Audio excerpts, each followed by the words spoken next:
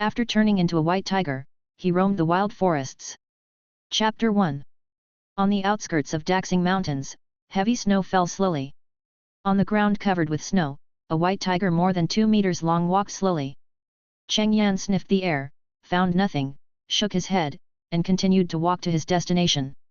It has been 3 months since he suddenly traveled through time, and he also traveled through time as a tiger, a white Siberian tiger. When he just woke up 3 months ago, he was shocked, and then he fell into distress. He was a 20-year-old cow and horse who was working hard, and suddenly traveled through time and became a tiger. Tigers eat a lot every day, and they all eat raw meat. What should he do? Especially he is not a big tiger in the zoo, but a wild one. He doesn't know how to hunt at all. Even at the beginning, he even had difficulty walking because he was not used to the movement of walking on all fours. But fortunately, he has a system after traveling through time. This system will randomly give him a place to punch in, and after completing the punch in, he will give him a random reward. Not long after he came here, the system gave him a task, and this task was a place, and the system even gave him a map. On the map was his location and the target location, and everything on the map emerged in his mind. Cheng Yan stumbled for 3 hours, and only walked less than 10 kilometers to the check-in location. Cheng Yan had to be thankful that he had traveled through time and turned into a tiger, otherwise if it was any other animal, it might have walked in the Daxing Mountains and died while walking. Caught and eaten by other animals. Cheng Yan, who was a tiger, walked stumblingly, but no animal dared to provoke him throughout the journey, so he had a smooth journey. After arriving at the check-in location, Cheng Yan stayed here for 10 minutes and completed the first check-in. For the first check-in, Cheng Yan received 50 kilograms of wild boar meat. Feeling hungry in his stomach, Cheng Yan hesitated for a long time, looked at the wild boar meat in front of him again and again, and finally ate it because he was too hungry to bear it. When eating, Cheng Yan even thought it tasted good, not knowing whether it was because he had turned into a tiger. After overcoming the psychological factors, Cheng Yan felt much better, and then Cheng Yan began his journey to become a tiger. For 3 months, Cheng Yan started to practice hunting again, but he failed every time, and only gained some experience. Cheng Yan walked slowly on the snow-covered road, glanced at the map in his mind, and found that he was still 2 kilometers away from reaching his destination this time. After walking for a while, Cheng Yan's ears moved, and a rustling sound came from the big tree next to him. Cheng Yan looked up and found a little squirrel. He looked at the little squirrel in front of him in confusion. Although Cheng Yan didn't know the exact time, he could tell from the heavy snow that it was not spring, summer, or autumn. Cheng Yan remembered that squirrels should hibernate in winter, so why did this squirrel run out? The squirrel on the tree didn't know if it saw Cheng Yan, it was startled and quickly went back into the tree hole. Seeing that the squirrel did not appear, Cheng Yan ignored it. As for catching the squirrel, Cheng Yan was too lazy to spend the effort. After all, the squirrel was on the tree. Although his current body size was not particularly large, it was not small either. He could not climb the tree, and the squirrel only weighed a few ounces of meat, which was not enough for him to fill his teeth. It took Cheng Yan more than 20 minutes to walk slowly for 2 kilometers. After arriving, Cheng Yan unexpectedly found that there seemed to be a pond nearby, but this pond had been frozen, and a layer of ice had formed on the pond. Cheng Yan carefully stretched out his claws and stepped on it. This time, his punch-in task was to punch in here. Cheng Yan's punch-in task timer started when all 4 limbs were standing on the ice. The timer time for each task was different. This time it was 3 minutes, which means that Cheng Yan only needed to stand on the ice surface of the pond for 3 minutes. But I don't know if it was because Cheng Yan was a little heavy, he felt that the ice under his feet seemed to be cracking. Cheng Yan's big tiger head stared at the ice below, and at the same time he kept looking at the clock and timer. There was a crisp sound. There was a crack in the ice under Cheng Yan's feet. Remembering what he had seen on TV before, Cheng Yan immediately got down on all fours to expand his limbs to prevent the cracks in the ice from expanding. As time passed, Cheng Yan was very nervous. He didn't want to take an ice bath in the middle of winter. After 3 minutes, Cheng Yan didn't care to look at the clock and reward given by the system, and hurried to the shore. As Cheng Yan ran, the cracks in the ice expanded rapidly, and he heard the sound behind him. With a crack, Cheng Yan looked back and saw that the crack was almost catching up with him. He took a look and saw that he was only 2 or 3 meters away from the shore. Cheng Yan pounced on the shore. Probably because the ice was too slippery, Cheng Yan didn't pounce very far, so his front half of his body was on the shore, while his lower half was still on the ice. Cheng Yan's weight, plus the force brought by the pounds, completely broke the ice. One leg fell into the water, and Cheng Yan quickly crawled forward with his front paws and climbed a few steps to the shore. Cheng Yan looked at the water on his right hind leg and exhaled. Fortunately, only one leg was wet by the ice water, which he could still accept. Cheng Yan looked at the reward given to him by the system in his mind. Constitution +1. Cheng Yan nodded his head with satisfaction. The system gave him a variety of things, including wild boar meat, sika deer meat, beef, and even crocodile meat and elephant meat. In addition to these raw meats, there are also human foods such as potato chips, spicy strips, and biscuits. In addition to food, there are drinks, including mineral water, cola, Sprite, Wahaha, and mountain spring water. The system puts these things in a system space, and Cheng Yan can only take them out when he needs them. Water and other things are stored in a large barrel. In addition to food and drink, there are also physical enhancements, including physique, strength, and speed. However, Cheng Yan can feel that the enhancement of physique can also lead to the enhancement of his strength, but the enhancement is not as obvious as the single increase in strength. However, there is no panel, and Cheng Yan does not know how strong his body is at this time. For 3 months, he punched in every day, and the punch-in reward for increasing physique appeared many times. However, Cheng Yan did not remember these. Anyway, he is now a wild tiger. As long as he does not encounter poachers and hibernating brown bears, he is not afraid. It doesn't matter whether his physique and strength are increased or not. Today's check-in task is completed. Cheng Yan prepares to find a place to dry the water on his legs first. No, it should be said that the ice chips are frozen because the temperature is too low. Chapter 2. Cheng Yan walked for a distance and found a place that was sheltered from the wind and had not piled up much snow. Cheng Yan rolled up his body with great effort and used his claws to dig out the small ice balls on his legs. The ice balls that had already condensed into ice balls and mixed with his fur were difficult to remove. It took a lot of effort for Cheng Yan to clean up the ice debris. To be honest, after the water condensed into ice debris, it was easier to clean up than pure water. After cleaning up the ice debris, Cheng Yan looked at the sky. It was almost dark now, so Cheng Yan decided not to run around and stayed here for one night. Lying on the ground, Cheng Yan lay on his side and began to sleep. The next morning, it was no longer snowing, and a big sun rose. However, in this winter, the appearance of this sun did not cause much problem. It was still chilly in the Daxing Mountains, but Cheng Yan's fur was thick at this time, and the warmth-keeping effect was excellent, so he could sleep in this ice and snow for a night without any problem. Otherwise, even if his physique has increased many times, Cheng Yan will get sick from the cold. Cheng Yan put his front paws on the ground, raised his butt high, and stretched his body. When he was a human, he never stretched like this. However, he has been a tiger for 3 months. I don't know if it is the influence of physical instinct, but many of his habits have become the habits of cats. Looking at the map in his mind, the location for today's check-in has come out, more than 10 kilometers away from him. Without rushing to check in, Cheng Yan first took out more than 10 kilograms of beef from the system. This beef was given by the check-in system a few days ago. At that time, he was given 100 kilograms, but Cheng Yan didn't finish it. He still had a lot of wild boar meat and other animal meat in his system, and he ate them according to his taste. Anyway, there would be no risk of spoilage if it was placed in the system, so Cheng Yan used the system as a refrigerator and took it out whenever he wanted to eat. After finishing the beef, Cheng Yan took out a bucket of pure water, and a small wooden barrel more than 20 centimeters high appeared in front of Cheng Yan.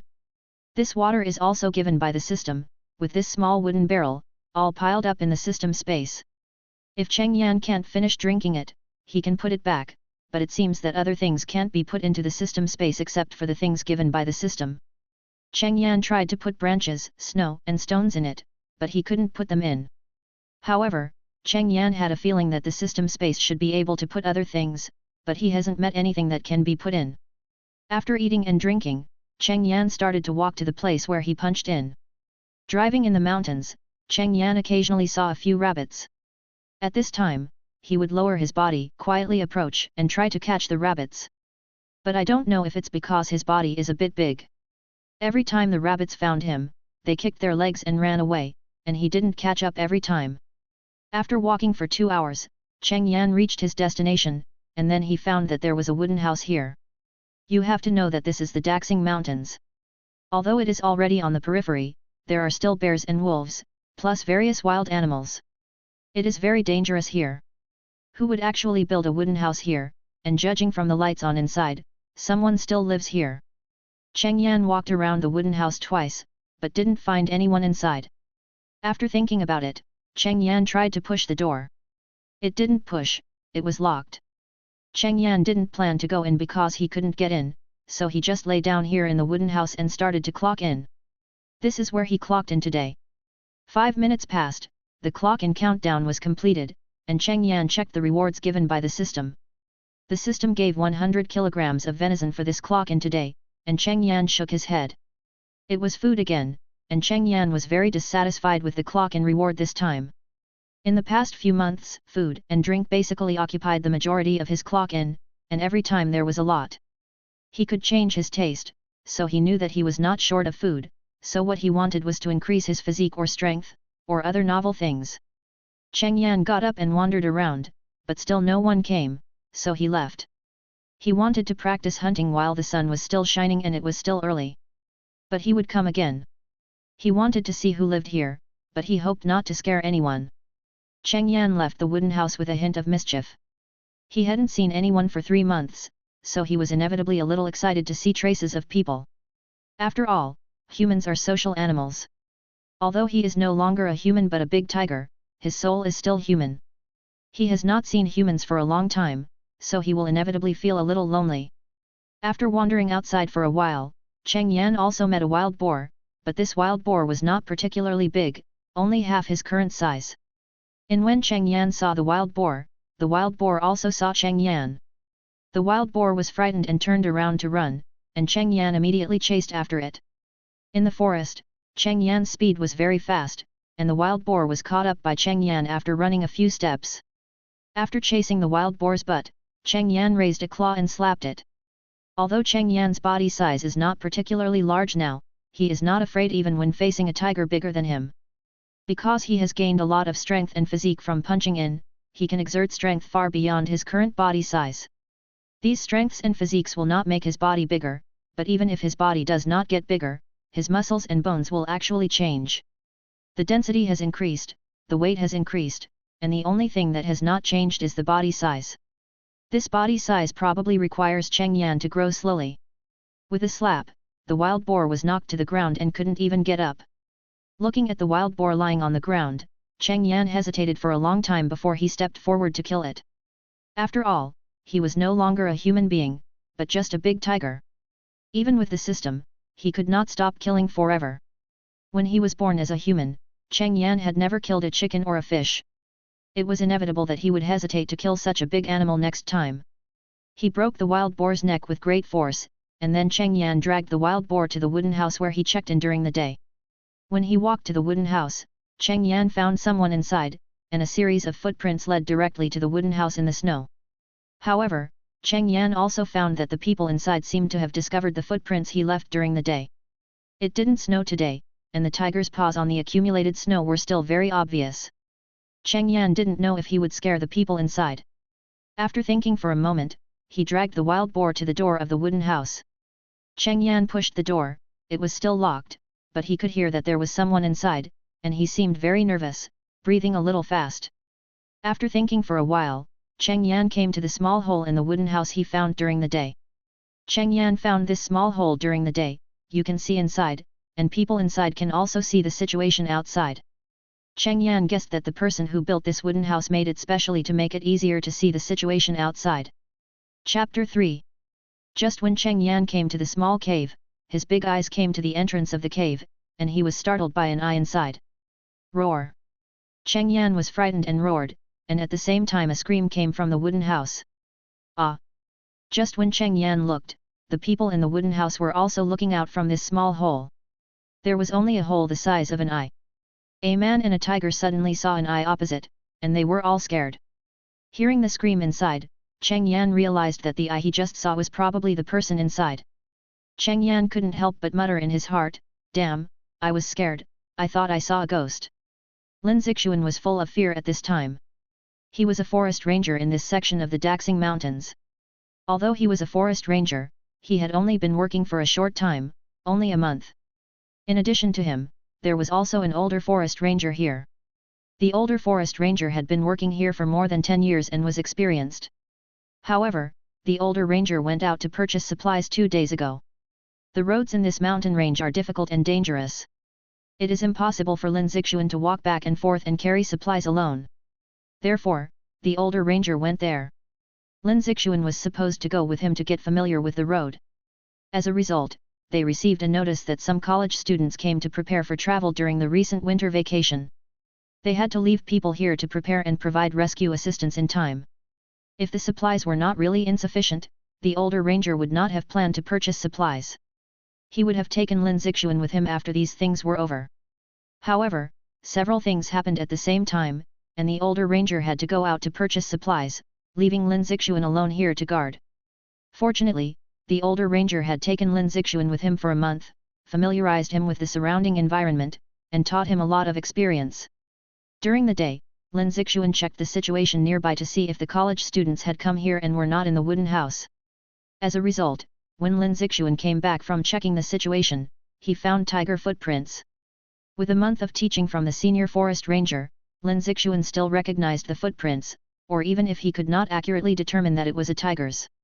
But the footprints of large cats can still be recognized. After discovering this situation, Lin Zixuan immediately called the senior forest ranger, and the senior forest ranger asked him to stay in the wooden house and not go out, and he would be able to come back tomorrow. Originally, Cheng Yan's movements were relatively small, and Lin Zixuan could not find it, but who asked Cheng Yan to drag a wild boar, the dragging sound was still very clear in this slightly dark mountain range.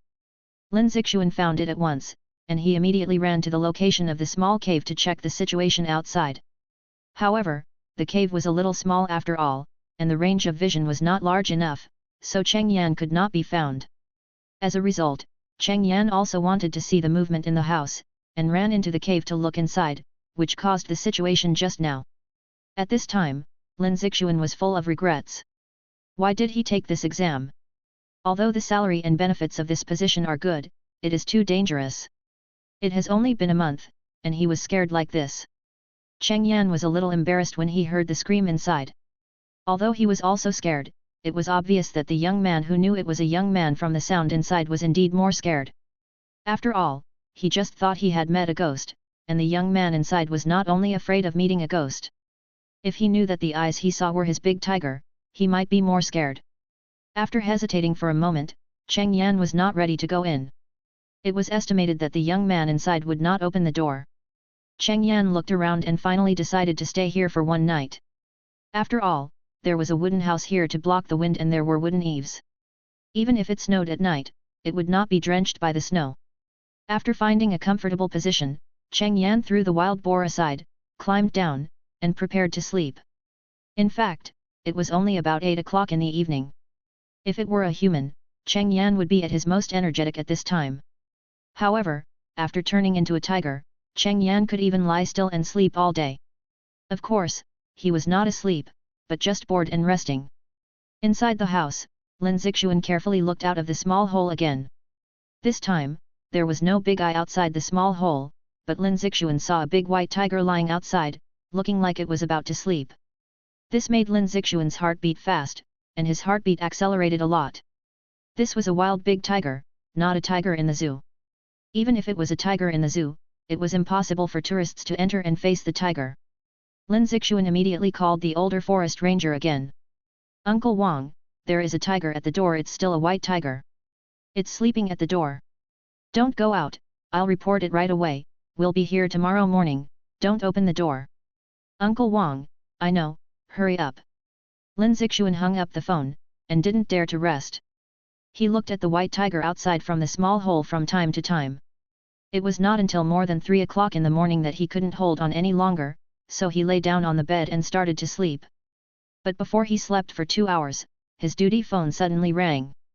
Lin Zixuan answered the duty phone in a daze, and a voice came from the phone.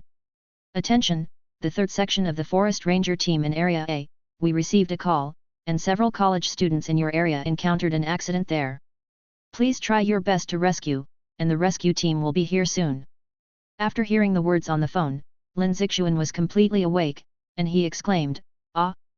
I am Lin Zixuan from the 3rd section of the Forest Ranger team in Area A, but there is a Siberian tiger outside the wooden house where we are. We can't get out now." The staff on the other end of the phone couldn't help but be silent for a moment when they heard Lin Zixuan's words, and replied with a word, "Ah." Lin Zixuan smiled bitterly. "Tonight, a Siberian tiger suddenly came outside the wooden house where we live, and now it is lying there sleeping. I have reported it, and now I can't go out to help rescue." "Okay, I know, I will report this situation, please pay attention to safety." After hanging up the phone, Lin Zixuan ran to the small hole and looked out. Then he found that the big white tiger had woken up and was stretching. Cheng Yan woke up when the phone rang in the wooden house. After turning into a tiger, his facial features were very sensitive, and it was very quiet here. He heard what Lin Zixuan said inside and on the phone. After thinking for a while, Cheng Yan had slept enough and was ready to go out. Just then he heard on the phone that several college students were in danger, so he was ready to go over and take a look. However, Cheng Yan didn't know where the college students were, so whether he could meet them depended on luck, and Cheng Yan didn't force it. Chapter 4. Cheng Yan walked leisurely in the woods. It was just past 5 in the morning, and the sky was still dark. The cold wind at night made the branches rustle. If Cheng Yan had not turned into a big tiger at this time, he might not dare to walk during this period. It must be said that sometimes, if you have strength, you will have confidence. After turning into a tiger, Cheng Yan became much braver, and he was not afraid to walk in this situation. Today's punch-in task has not been updated yet. The punch-in task will be updated at 7 o'clock every day. At this time, Cheng Yan was bored after waking up, so he could go find those college students. Soon Cheng Yan walked 2 or 3 kilometers in the mountains and forests, but he did not find the shadow of college students. It seems that Cheng Yan did not go in the right direction this time. Cheng Yan did not care if he did not find the college students. He was hungry after waking up and walking for a while, so he took out a piece of venison and ate it. After eating, he took out a bucket of water. After eating and drinking enough, Cheng Yan continued to move forward. After walking forward for more than 100 meters, Cheng Yan's ears moved, and he heard something. It seemed to be the sound of a snow leopard. Cheng Yan tilted his head to look in front of his left, and after thinking about it, Cheng Yan decided to go over and take a look. What if those college students were there? It would be troublesome if they were spotted by a snow leopard. Although the snow leopard looked like a fool in the zoo, fat and foolish, this is the wild, and it is a real wild large cat. Under normal circumstances, snow leopards will not hunt animals of too large size, but if they are hungry, they will try as long as they have meat. Cheng Yan hurried over there quietly, and after walking a few hundred meters, Cheng Yan found 2 tents, which were relatively large tents with lights inside. Cheng Yan also heard the voice of someone inside, and there was also a snow leopard circling around the tent. The sound of Cheng Yan approaching attracted the attention of the snow leopard, and after seeing that it was Cheng Yan, the snow leopard roared. After hearing the snow leopard's voice, Cheng Yan roared back. The tiger roar was harsh and intimidating, not only scaring away the snow leopard, but also frightening the people in the tent. "Fuck," the tiger's voice. "What else was there just now?" it roared. "Stop making a fuss, didn't you hear the tiger's roar? We are going to be in the tiger's stomach this time." "Ah, I don't want to be pulled out by the tiger, I don't want to become tiger feces." Cheng Yan couldn't help but frown when he heard the voice in the tent, and at the same time he had to sigh that college students are sometimes really amazing. Under normal circumstances, other people would be scared silly when they heard the tiger roar, especially this kind of close-range tiger roar, but the focus of these college students was a bit strange. Turning his head to look at the snow leopard that didn't run too far, Cheng Yan thought about it. He estimated that the snow leopard might have a cub, otherwise it wouldn't come out to hunt so early. Cheng Yan took more than 20 kilograms of venison from the system space and threw it far away. Then he ignored the snow leopard and came to the tent. Cheng Yan had heard from the sound that only one of the 2 tents was occupied. The other tent was empty, and no one was there. It was estimated that after discovering something was wrong, the people in the other tent squeezed into this tent. After taking a look at the zipper next to the tent, Cheng Yan stretched out his claws and tried to use his nails to pass through the small hole on the zipper. Cheng Yan tried 2 or 3 times before he barely got through, then raised his front paws and pulled it up. The 7 college students in the tent instantly saw a big white tiger showing them a skill on how to open the tent. After a few seconds of stunned, these college students finally reacted.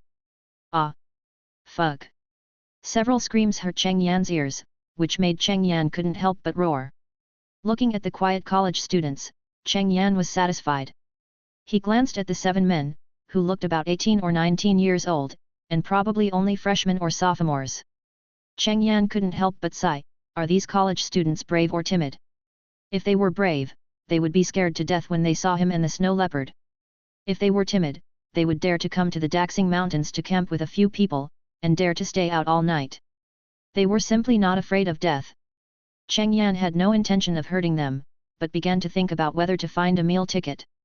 There were several college students here, and the forest ranger just said on the phone that someone had come to rescue him. If he stayed here, maybe he could enter the zoo with his rare white Siberian tiger and live a long life in it without worrying about food. After thinking for a while, Cheng Yan remembered his own system. His system had a daily check-in task. Although there would be no punishment for not completing the task, there would be no reward either.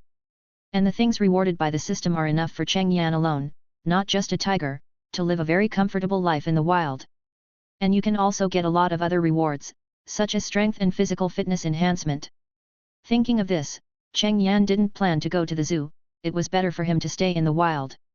Suddenly a flash of light flashed Cheng Yan tilted his head and looked. A little boy in the tent was holding up a mobile phone to take pictures of him. Cheng Yan was a little speechless, he didn't know how brave these college students were. The big tiger was in front of them, but it was only a few seconds of distraction, and it dared to take pictures of him, it was really not afraid of death. Cheng Yan ignored them and turned away. Seeing the big white tiger leave, these college students became much braver, and they took out their mobile phones to compete to take pictures and videos of the big tiger. Cheng Yan didn't walk too far. Taking advantage of the snow everywhere and his white fur, he hid in the surroundings in a few seconds. Not long after waiting, Cheng Yan saw a man walking over carefully. Cheng Yan sniffed and found the smell familiar. After thinking for a while, he found that there was this smell in the wooden house. Cheng Yan reacted and realized that this was the young forest ranger named Lin Zixuan. Unexpectedly, after Cheng Yan left, the forest ranger dared to come out and found these college students. After looking at Lin Zixuan, Cheng Yan looked behind him. 5 or 6 rescue teams followed behind Lin Zixuan with weapons and rescue things. Lin Zixuan and the rescue team saw the tent and saw several college students doing something in front of the tent, and they all breathed a sigh of relief. Judging from the performance of these college students, it is estimated that no one is dead and everyone is here. Lin Zixuan was furious when he saw the college students in front of him, and shouted, "What are you doing? Do you know where this is? How dare you come here to camp overnight?" Seeing the rescuers coming, the college students were no longer afraid, and they excitedly ran over to surround the rescue team and told them about the big tiger they had just encountered and the roar of animals before the big tiger came. Lin Zixuan and the rescue team were shocked when they heard what the college students said. The big white tiger opened the tent, but just looked at them a few times, did not eat them, did not bite them, turned around and left, and helped them drive away an unknown animal. Chapter 5. The rescue team didn't really believe it, but Lin Zixuan remembered the big white tiger he saw in the wooden house and believed it a little. After these college students took out the photos and videos they took, the rescue team believed it. And Lin Zixuan has confirmed that the 2 big white tigers are the same, with similar sizes and not far away. You know, the tiger's territory is very large and has a strong sense of territory. Other tigers will definitely fight with the tigers here when they come here. At this time, a college student glanced to the side and was stunned for a moment. Pointing to the side, he stammered, "Brother, the big tiger is there, he didn't leave." Lin Zixuan and the rescue team immediately looked over there with caution. A 2-meter-long big white tiger was staring at them. Lin Zixuan immediately recognized it as the one outside his wooden house, and the rescue team members held their weapons and became nervous. Judging from its size, this big tiger may not have reached its peak, but it is not small. It is powerful enough to crush humans. No one can withstand a slap from it. Cheng Yan looked at them twice, but did not go forward. He had not seen anyone for a long time, so he stayed to take a few more glances. He checked the system and found that the check-in task had been updated. It was still a little distance from here, so Cheng Yan was ready to go to the check-in place. Seeing the big tiger turn around and leave, Lin Zixuan and the rescue team members breathed a sigh of relief. After the college students packed up their things, they took them out of the Daxing Mountains and returned to the city. After the college students went back, they talked about their experiences in their class groups and school forums and uploaded and sent out photos and videos of Cheng Yan. Soon, Cheng Yan, a rare white Siberian tiger, became popular, and many college students expressed their desire to find Cheng Yan and take a closer look. This made the Cultural and Tourism Bureau on the Daxing Mountains happy and headache. It was a holiday, and someone came to travel here, they must be happy. But the place where Cheng Yan is not easy to go to. There are too many wild animals in the Daxing Mountains, so you don't even need to go there too much. Occasionally, you can see wild tigers or bears and other large carnivores on the road. If things go wrong, it will cost lives. And when there are too many people, it is hard to guarantee that there are not many smokers among the tourists. If a cigarette butt is thrown into the forest, it may cause a forest fire, which will cause heavy losses. As Cheng Yan became famous, many people in Daxing came to travel, and a large group of people were on the way. Cheng Yan walked leisurely in the forest. The place where he checked in today was 20 kilometers away from him, which was enough for him to walk for a long time. After walking about 10 kilometers, Cheng Yan was attracted by a fresh smell. He smelled the smell, walked more than 10 meters to the side, and stopped beside a soft land. Cheng Yan looked at the grass and the small red fruits on the grass in front of him with a little confusion, a little confused. What is this fragrance that can attract him? And this grass and small red fruit are not the source of the smell is under the ground. Anyway, there is no rush to punch in, and Cheng Yan is not going to punch in immediately, so he stops here and prepares to find out what this fragrance is. Cheng Yan starts digging the ground. However, the tiger's claws are not suitable for digging the ground. After digging for a long time, Cheng Yan dug a pit. Cheng Yan sniffed the fragrance that was getting clearer and clearer, and his movements could not help but speed up a lot. After another half an hour, Cheng Yan dug the source of the fragrance. Cheng Yan stared at the ginseng in front of him in a daze, a little stunned. Although he had never seen ginseng in person, he had seen this famous medicinal material on TV and the internet for a long time. He never expected that the fragrance he smelled was actually emitted from ginseng. I just don't know how many years this ginseng is, and Cheng Yan doesn't know how to identify it. After thinking about it, Cheng Yan took out a bucket of water and washed the ginseng with broken roots in a wooden barrel. After washing it, Cheng Yan ate this slightly thick ginseng in one bite. When he ate it, a fragrant breath escaped from his mouth. Cheng Yan thought that the taste of this ginseng was quite good. After smacking his lips twice, a ginseng of unknown age was eaten by Cheng Yan. Looking at the place that he dug into a pit, Cheng Yan pushed the soil with his claws and barely filled the hole. After doing all this, Cheng Yan didn't feel any changes after eating ginseng, which made Cheng Yan a little puzzled. Isn't it said that ginseng is a tonic? Why didn't he feel anything after eating it? After a while, Cheng Yan continued to walk to the place where he punched in. I didn't encounter anything strange on the road this time, nor did I encounter this kind of ginseng again. Cheng Yan walked for more than an hour and strolled to the destination. This time, the check-in place was a small hill, and a lot of snow had piled up on the hill. It still didn't snow today, and the sun had been out for 2 days. This was good news for Cheng Yan, and he didn't have to find a place to hide from the snow. Although he wouldn't be cold even if he didn't hide. Lying on the snow, Cheng Yan began to check in. This time, it took 10 minutes to check in, and Cheng Yan had summed up the experience. The longer the check-in time, the higher the chance of getting good things, but it is not certain that you can get good things. For example, Cheng Yan checked in for 20 minutes before, but in the end he only got a few buckets of water. There are also cases like before, where you check in for a few minutes but get good rewards such as increased physical fitness. However, the longer the check-in time, the higher the chance of getting good things. As Cheng Yan concluded, after checking in this time, he got a reward of strength +1. After completing today's punch-in task, Cheng Yan thought for a while and did not go back to the cabin. The distance was too far. When he punches in tomorrow, he will randomly choose from the location where he punched in today. It was still early before dark today, so Cheng Yan planned to walk around nearby. The main reason was that he had eaten ginseng once and wanted to eat it again. He was a little unforgettable about the fragrance. Although eating meat was also good and could fill his stomach, this ginseng could be regarded as a treat. It was not bad to eat it occasionally. And Cheng Yan had an idea to try. After wandering around this small hill for a long time, Cheng Yan did not smell the fragrance of ginseng, nor did he find the small grass and small red fruit of ginseng before. Cheng Yan was a little disappointed about this, but he could still accept it. After all, ginseng is a very rare thing, and it is normal not to find ginseng. Then he looked for prey nearby and prepared to continue practicing his hunting skills. Chapter 6. In the early morning, before it was too bright, Cheng Yan had already woken up. He had slept well and was ready to walk around. Tigers have a large territory and like to walk around. Although Cheng Yan is a human, he has also liked to walk around since he traveled through time and became a tiger.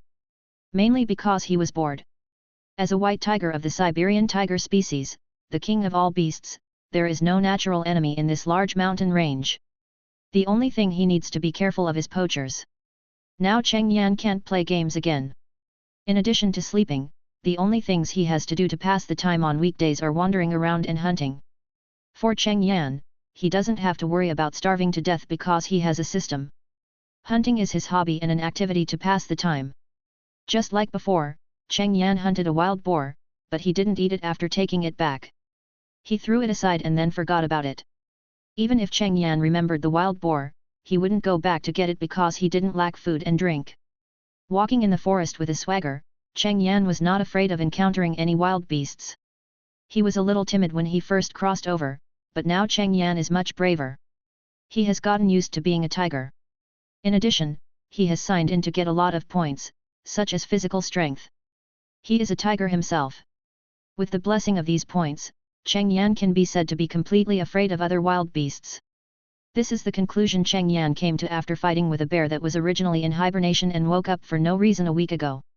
Although the bear was bigger than Cheng Yan at that time, it could feel thinner. Cheng Yan estimated that it was because of hibernation, which consumed a lot of fat in the body and became thinner. However, even though it was much thinner, the bear was not small in size, and was knocked to the ground by Cheng Yan with a slap. If Cheng Yan had not had the intention to kill, he could have eaten the bear paw at that time. Cheng Yan walked in the forest, and from time to time he moved his nose to smell if there was anything good, such as the ginseng he ate. Not to mention, after walking for less than half an hour, Cheng Yan smelled a fragrance, which was a little different from the specific smell of ginseng, but also had a fragrant feeling. After smelling this smell, Cheng Yan immediately began to smell it carefully and walked in the direction of the smell. Not far away, two people were full of joy, a middle-aged man and a young man. They were mountain runners. They came to the Daxing Mountains to run early in the morning. It had been snowing for some time, and they couldn't go up the mountain. They took advantage of the fact that it didn't snow in the past few days to go up the mountain to make money. Maybe it hadn't snowed for a few days, and the snow layer in many places was thin. They had only been up the mountain for 2 hours when they encountered a precious Chinese medicinal material, Ganoderma lucidum. And it was Ganoderma lucidum that had grown for decades. Uncle San, we're rich now. We don't have to go up the mountain for a year. The young man said to the middle-aged man with a happy face. The middle-aged man's face was also happy. The middle-aged man's name was Zhao Yan. He had been in the mountains since he was in his teens. It has been more than 20 years now. He has rich experience, but he has not encountered such good things many times. The young man was his nephew, Zhao Yuan, a college student. After graduation, he worked in the city, but others bullied him because he was honest. He was a little angry and resigned and returned to his hometown. Then he followed Zhao Yan to go into the mountains to make money. This year is his second year in the mountains. Mountain runners are ordinary people who rely on the mountains for a living. Most of them live at the foot of the mountain because there are many precious plants or other things on the mountain. They rely on these things to make a living. They are similar to those who live by the sea or by the big rivers. They are all ordinary people who rely on the mountains for a living. Mountain runners actually have a hard life. It used to be okay. There were many good things in the mountains, including ginseng that was several decades old and various rare treasures. If you were lucky enough to dig up a ginseng that was 100 years old, you might be able to soar to the sky. However, as the things in the mountains have begun to become less and less in recent years, mountain runners have become more and more miserable. There are basically few people like Zhao Yuan who do not work in the city and come back to run in the mountains. However, Zhao Yuan thinks it is quite good. He is the third child in the family. The eldest and second children are both sons. They have already worked and married and are in the city. His parents have gone to take care of the children of the eldest and second children. He is the only one in his hometown, and his parents don't need him to support him. Therefore, he is in a state where one person is full and the whole family is not hungry. Moreover, he has just graduated from college, and he still has the clear stupidity and curiosity of college students. He has never experienced mountain running, so he is very interested. However, after running for a year, he no longer has the interest he once had. The only good thing is that he doesn't have to go out to socialize. For him, who already has social phobia, mountain runners are perfect. He doesn't have to support his parents or children, he lives in an old house in his hometown, and he doesn't have to pay the mortgage. He just runs in the mountains every day. This life is so perfect. Although he didn't make much money in the first year, it was enough to support himself. He even saved a few thousand yuan because there were fewer places to spend money in his hometown. If he were in the city, he might not save a penny a year, and he might even have to pay a lot. Zhao Yuan is very satisfied with his current life. The only thing about running in the mountains now is that he will have better luck one day and make a lot of money at one time, so he can lie down at home for a while. And today is his lucky day. It may be a bit difficult to sell a few million for a few decades of Ganoderma lucidum, but it is no problem to sell more than 100,000 or even hundreds of thousands. Even if his third uncle took the lion's share, he got a lot. He can lie down at home for a year without running in the mountains. After Zhao Yan carefully dug out the Ganoderma lucidum and put it away, he prepared to take Zhao Yuan down the mountain. This trip was enough to make money, so they could go back. But Zhao Yan and Zhao Yuan just turned around and froze. 5 meters away from them, a big white tiger was watching them quietly, staring at the backpack on Zhao Yan's back. Gulp! Zhao Yuan swallowed his saliva, his legs were shaking a little. Although he had been working in the mountains for a year and encountered some dangers, he had never met a tiger head-on. In the past, they would run away when they heard the tiger roar from a distance. This was the first time they met a tiger head-on, and it was a white tiger. Uncle San, what should we do? Zhao Yuan suppressed his trembling voice and asked Zhao Yan softly. Zhao Yan was also a little panicked. This was also the first time he met a tiger head-on, but he had been working in the mountains for more than 20 years and had some experience. Therefore, Zhao Yan also lowered his voice, "Don't run, don't move. Just now, we were facing away from the tiger and it didn't attack us. It just looked at us. Maybe it didn't want to do anything to us. Judging from its appearance, it might just be curious." Smelling the fragrance, Cheng Yan's eyes were always behind Zhao Yan. He had just seen a Ganoderma lucidum, which was quite big, put into the backpack by Zhao Yan. The fragrance came from the Ganoderma lucidum. Chapter 7. Zhao Yan saw the white tiger staring at his backpack. He knew that the tiger had smelled something, but he didn't know what attracted the tiger's attention. Zhao Yan slowly put down the backpack, half-crouched, opened the backpack, and took things out bit by bit. Some treasures unique to the Daxing Mountains and some Chinese medicinal materials are valuable things. Mountain runners come to the mountains for these things. However, Cheng Yan has no interest in other things, because those don't have that fragrance in his sense of smell. When Zhao Yan had almost taken out the things in the backpack, there was only the last one, which was the Ganoderma lucidum he had just picked. Zhao Yan looked at the Ganoderma lucidum with heartache and was a little reluctant. But the white tiger kept staring at it and had no interest in what he took out. Zhao Yan knew that he couldn't keep it, so he had to take out this Ganoderma lucidum. When the Ganoderma lucidum appeared, Zhao Yan found that the white tiger's eyes began to shift. Zhao Yan gently poked Zhao Yuan and pointed to the pile of things under his feet. Zhao Yuan reacted immediately and quickly picked up all the things and put them in the backpack. Zhao Yan took 2 slow steps, put the Ganoderma on the ground, and then faced the white tiger and slowly backed away. Cheng Yan came forward to the Ganoderma, sniffed the fragrance carefully, and didn't even look at the 2 people who were sneaking away. When they slowly walked out of sight and couldn't see the white tiger, they immediately quickened their pace and ran. "Uncle! The Ganoderma is gone!" Zhao Yuan said frustratedly while running. He wanted to lie down for a year or 2, but it was gone just after he got it and it wasn't even warm in his hands. This sense of loss hit him hard, and at the same time he was extremely excited and scared. The excitement was because it was the first time he saw a wild white tiger in front of him, and the fear was also because he saw a wild tiger. You know, wild tigers are very scary. Just its power, a slap on the face, an adult man may have to lie down. Don't talk, hurry up, it's the mountain god's blessing that we can survive this time. Zhao Yan spoke, asking Zhao Yuan to save his energy and go down the mountain quickly. After the two left, Cheng Yan directly took a bucket of water from the system space and washed the ganodermalocytum as before. After washing it clean, Cheng Yan ate the ganodermalocytum in 2 bites.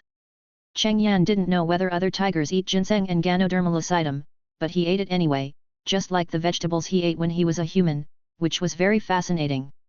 However, Cheng Yan frowned while chewing the ganodermalocytum. He didn't think it was delicious, but the fragrance became stronger when he chewed it, so he didn't spit it out. This ganodermalocytum is not as delicious as ginseng. I won't eat it in the future. Cheng Yan swallowed the ganodermalocytum reluctantly and made a decision.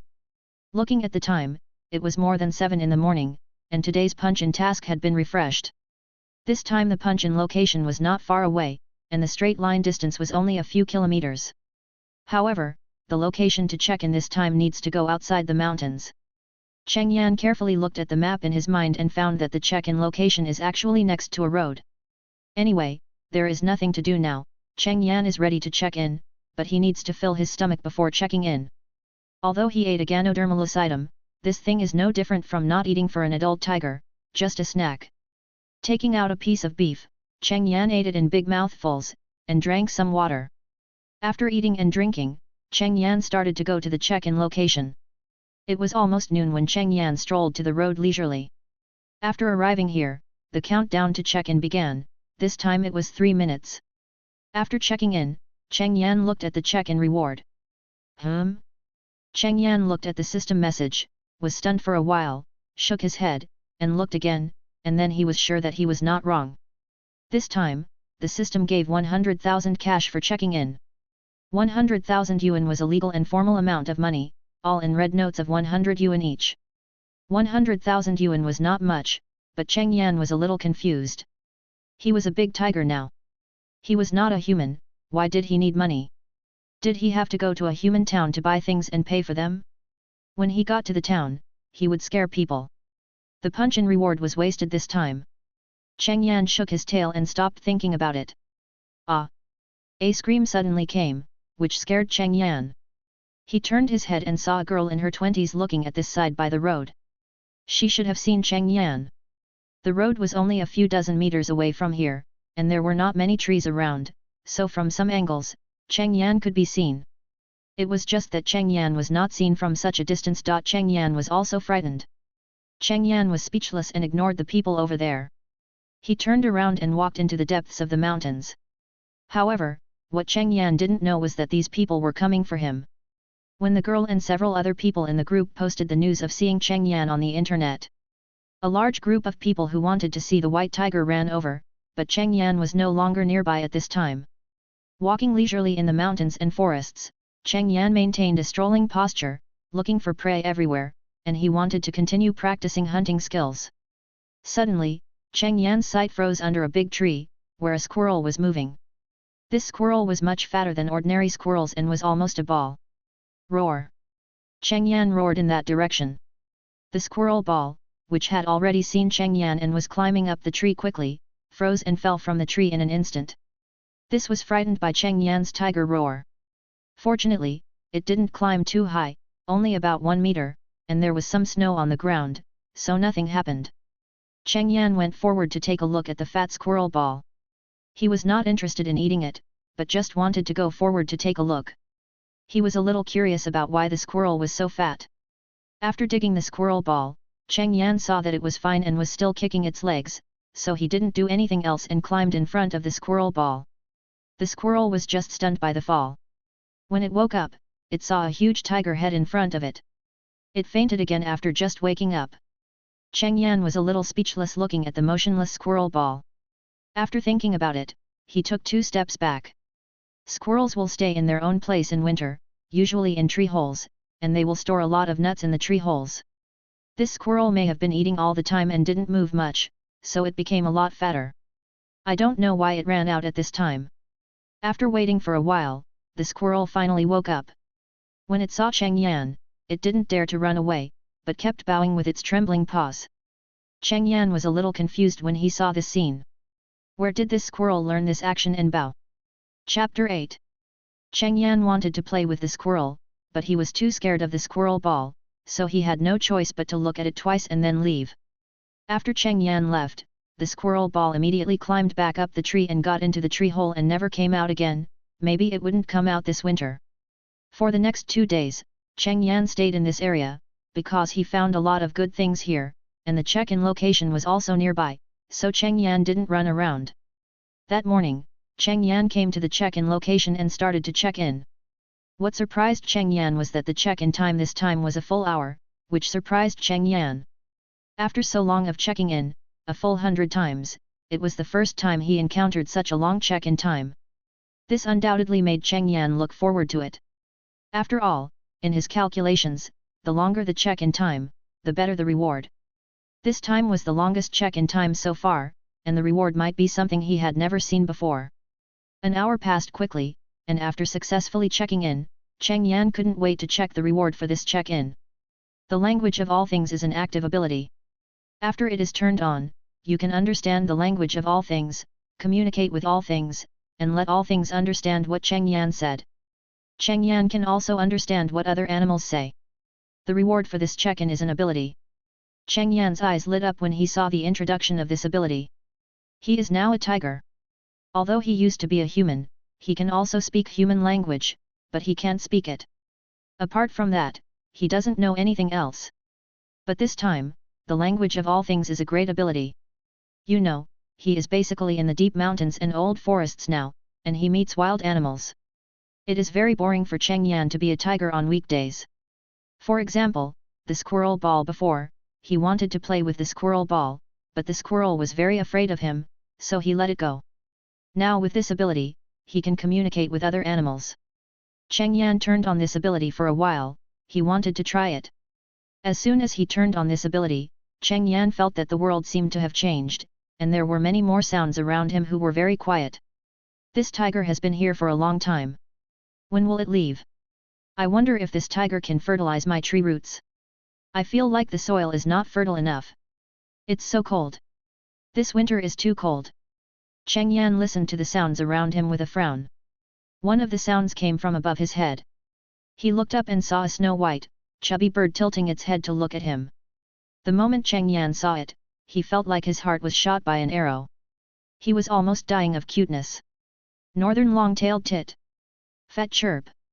Seeing Cheng Yan looking at it, the fat chirp may have been scared and immediately got up and flew away. Looking at the flying fat chirp with regret, Cheng Yan looked at the location where the second sound came from. A tree. Cheng Yan didn't expect that he would hear the sound of a tree after he activated this ability. But thinking that this ability is called the language of all things, Cheng Yan understood it. After all, it is called all things, and plants must be among them. The third voice came from the foot next to Cheng Yan. Cheng Yan leaned over and found a small hole, but he couldn't see what was talking inside. Cheng Yan guessed that it might be a rabbit. After all, this hole is a bit like a hole made by a rabbit or a mouse, only this big. In addition, there are other sounds. For a while, Cheng Yan felt that his head was enlarged by the noise. Cheng Yan immediately turned off this ability. After turning it off, Cheng Yan exhaled. It was quiet.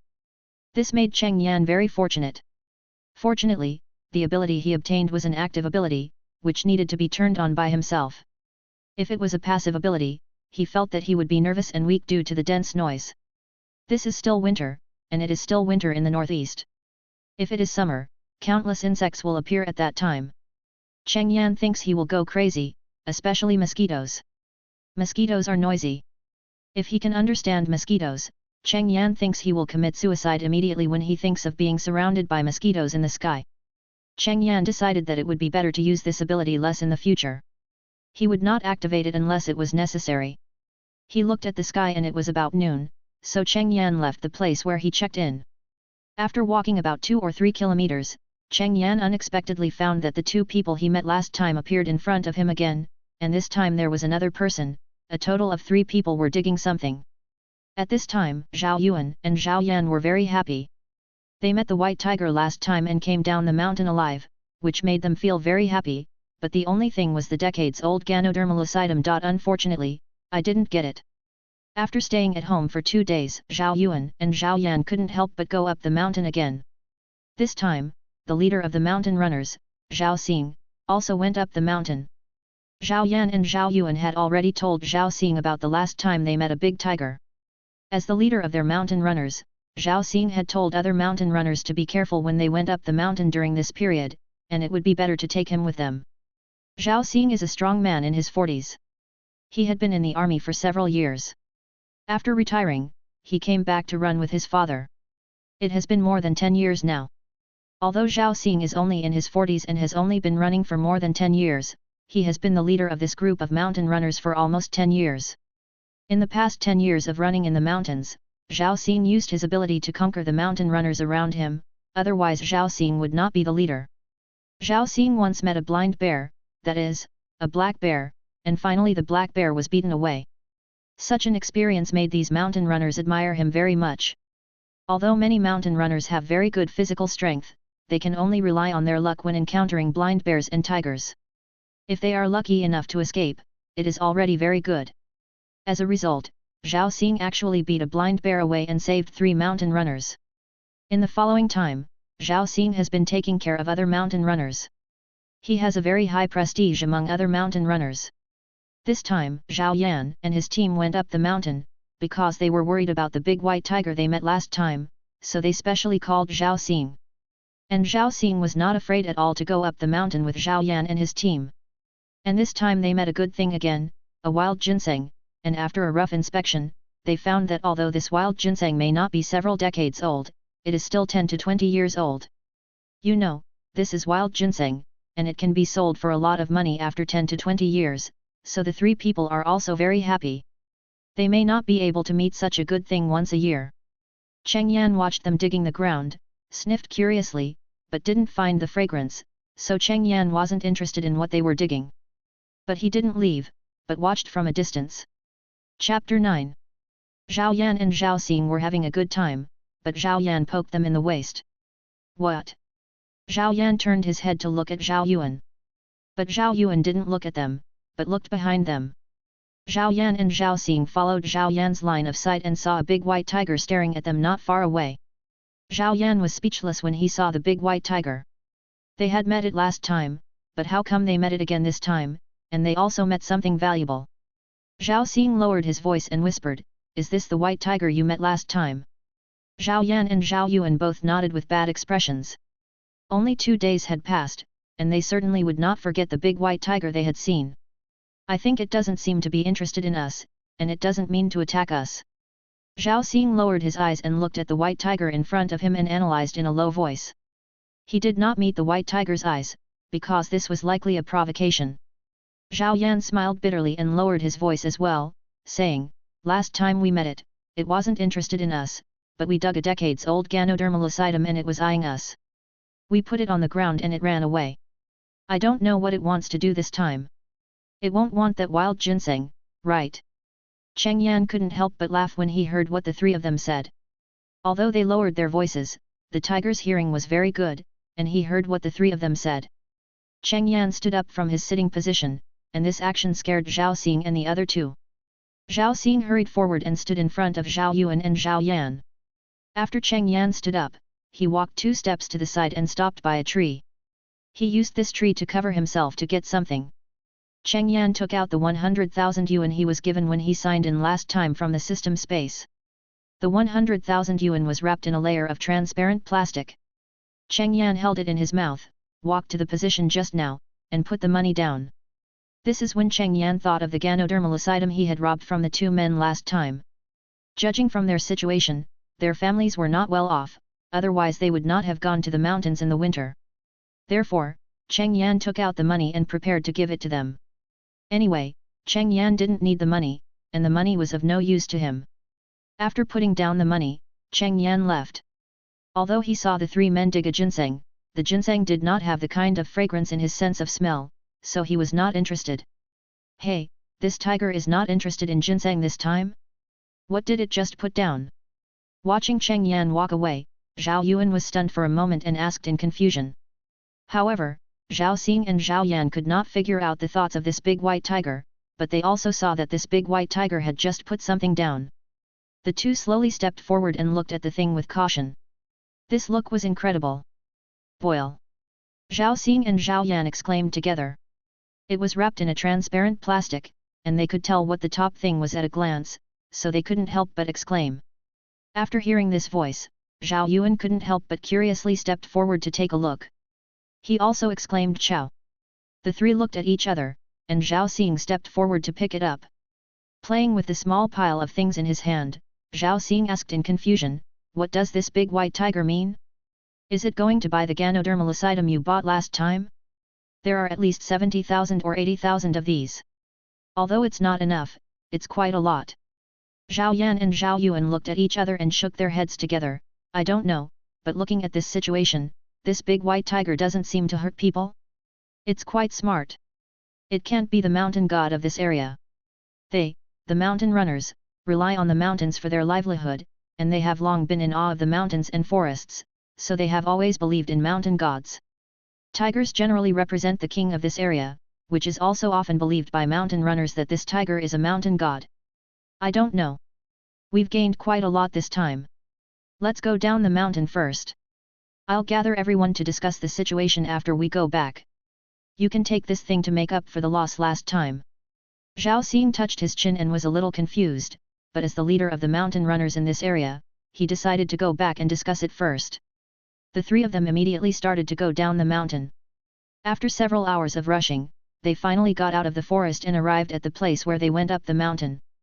There is an off-road vehicle parked here. It belongs to Zhao Xing. When they run in the mountains, sometimes they need to go to far places, so they drive faster. After all, they usually don't spend the night in the mountains. These mountains are too dangerous. If they spend the night, they may encounter unexpected situations. They basically leave the mountains before dark. After driving for more than half an hour after getting off the car, the three returned to their village, Zayajia village. Zhao Xing and the other two separately informed other mountain runners in the village, as well as mountain runners in the neighboring village. There are mountain runners in several villages in this area, and Zhao Xing is the leader of these people. In the yard of Zhao Xing's house, after everyone arrived, Zhao Xing spoke loudly about what they encountered today, as well as the situation of Zhao Yan and Zhao Yuan 2 days ago. Although Zhao Xing had already informed Zhao Yuan and Zhao Yan before, this time they encountered a big white tiger again, which was not a small matter. This meant that this area was really marked as a tiger's territory. Although the number of local tigers here is not small, the territory of tigers is very large. This area has encountered tigers for the second time in so many years.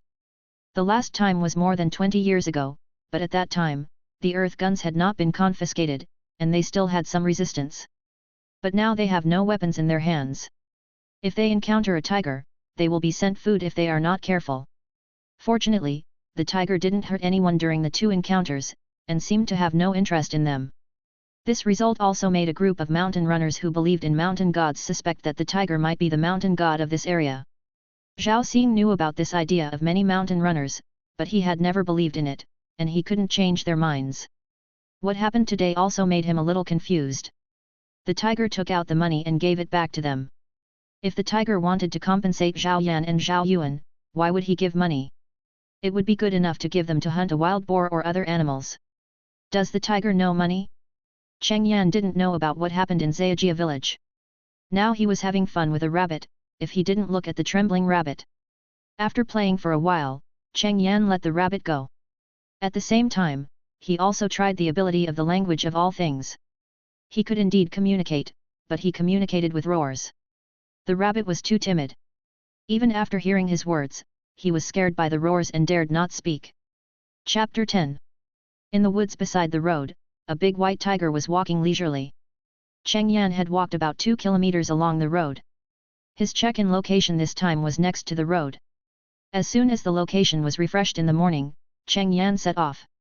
However, it was already 9 o'clock in the morning when Cheng Yan arrived at the destination. There were already many vehicles on the road. Fortunately, Cheng Yan was in the woods beside the road.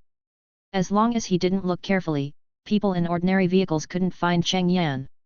Otherwise, it might cause a lot of noise again. The only thing that made Cheng Yan headache was that the check-in location this time was on the road. Unlike last time, he was next to the road and could hide in the grove. This time he appeared on the road openly. Cheng Yan came to the side of the road lane. He was at the edge of the road, about 3 or 4 meters away from the middle of the road. This was to avoid encountering a speeding car, which didn't see him directly and hit him. The time for clocking in this time is 5 minutes. Cheng Yan can only pray that there are not many cars passing by in these 5 minutes. However, Cheng Yan's wish was dashed as soon as he started to clock in. Squeak! A sudden brake sound was heard, and Cheng Yan turned his head to look in the direction where the sound came from. A car was parked more than 20 meters away from him. It seemed that the driver of the car stepped on the emergency brake after seeing Cheng Yan. At this time, the driver of the car breathed a sigh of relief.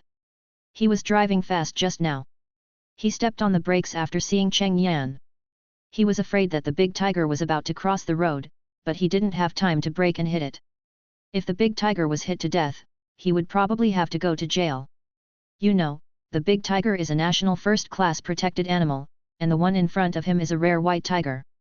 Every year, many people go to jail for harming various protected animals, such as fishermen in the Yangtze River area. Every year, fishermen accidentally catch finless porpoises. If they are released immediately, the finless porpoises are fine. If there is something wrong, it means that the person is not good.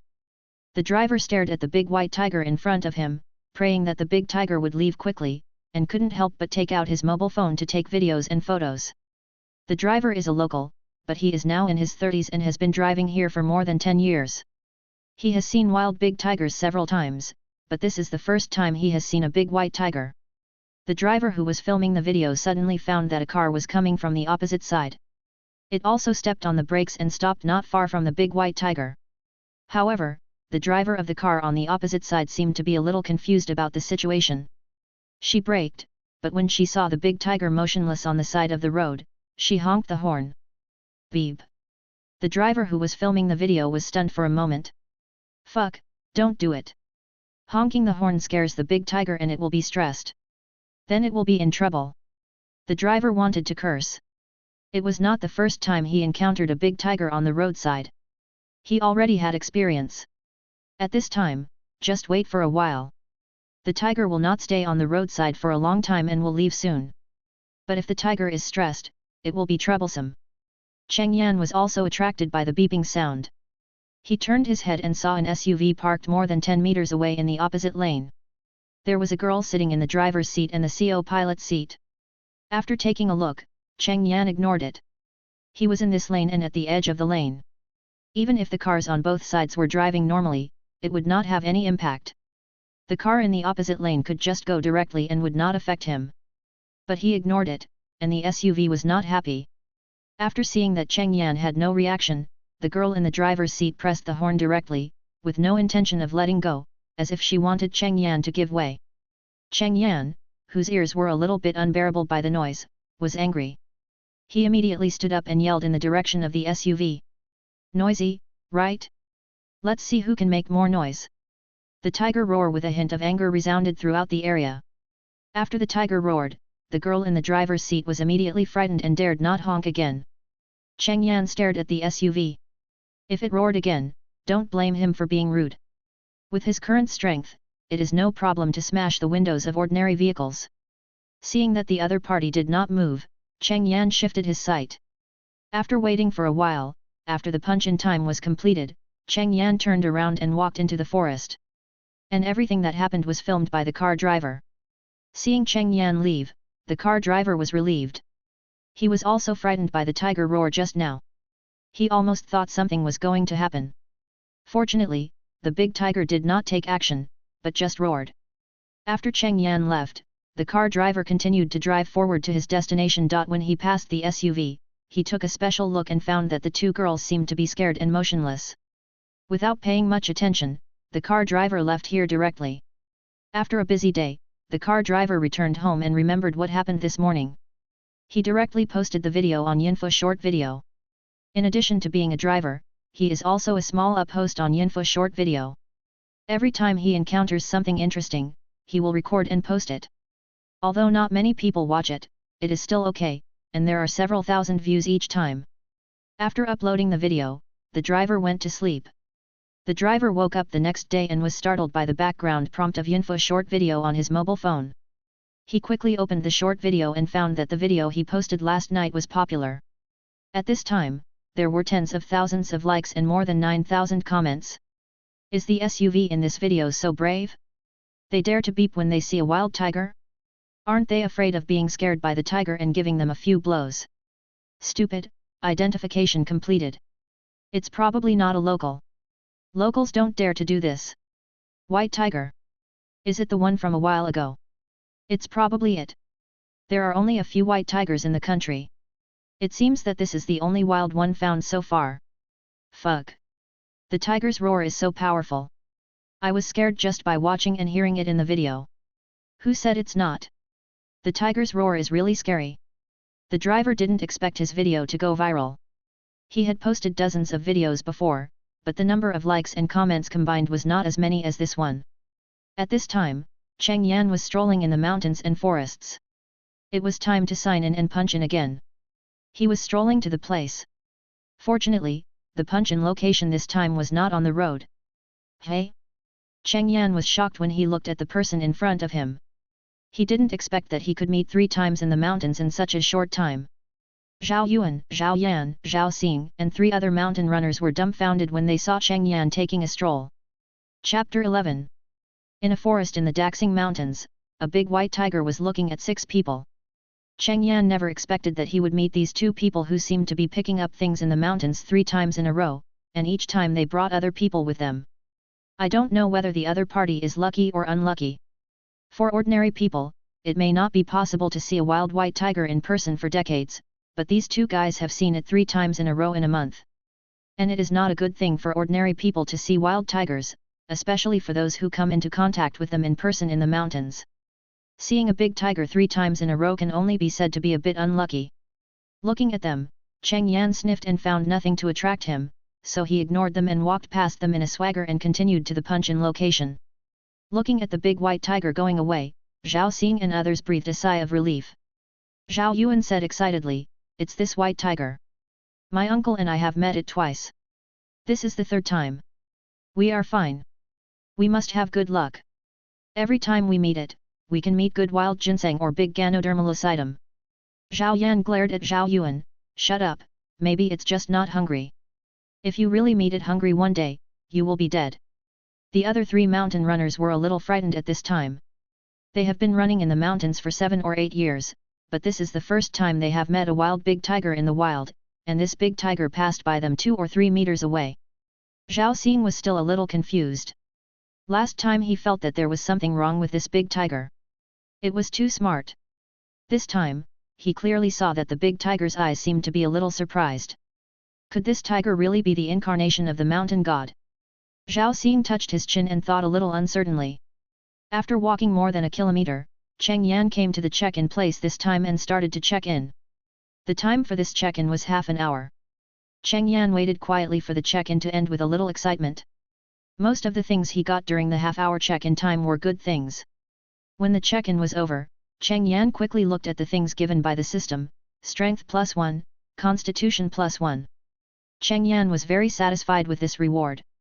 Cheng Yan always thought that things that increase attributes are good things, especially this time both Strength and Constitution were increased. This is the first time that 2 attributes were increased at one time. Roar. Just after checking the rewards, Cheng Yan suddenly heard a roar from not far away, and it sounded like a bear's roar.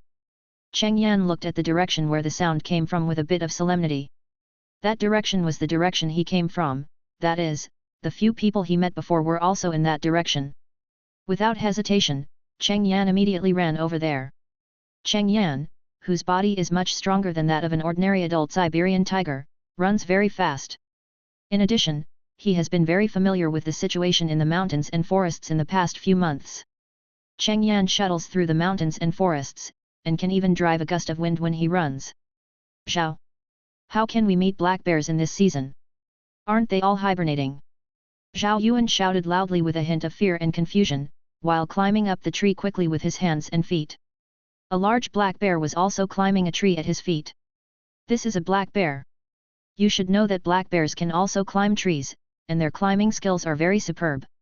Even Zhao Yuan, a mountain runner who has lived in the mountains and villages since he was a child, may not be as good as this black bear in climbing skills. After all, human hands and feet are not as suitable for climbing trees as black bears. Use your tools, don't be afraid. The more afraid you are, the more it will think you are prey. Use your tools to hit it. After hearing the roar, Zhao Xing, who was closest to Zhao Yuan, ran over immediately. When he saw Zhao Yuan climbing a tree, he shouted to remind him. Although they formed a team, they were generally separated by a short distance.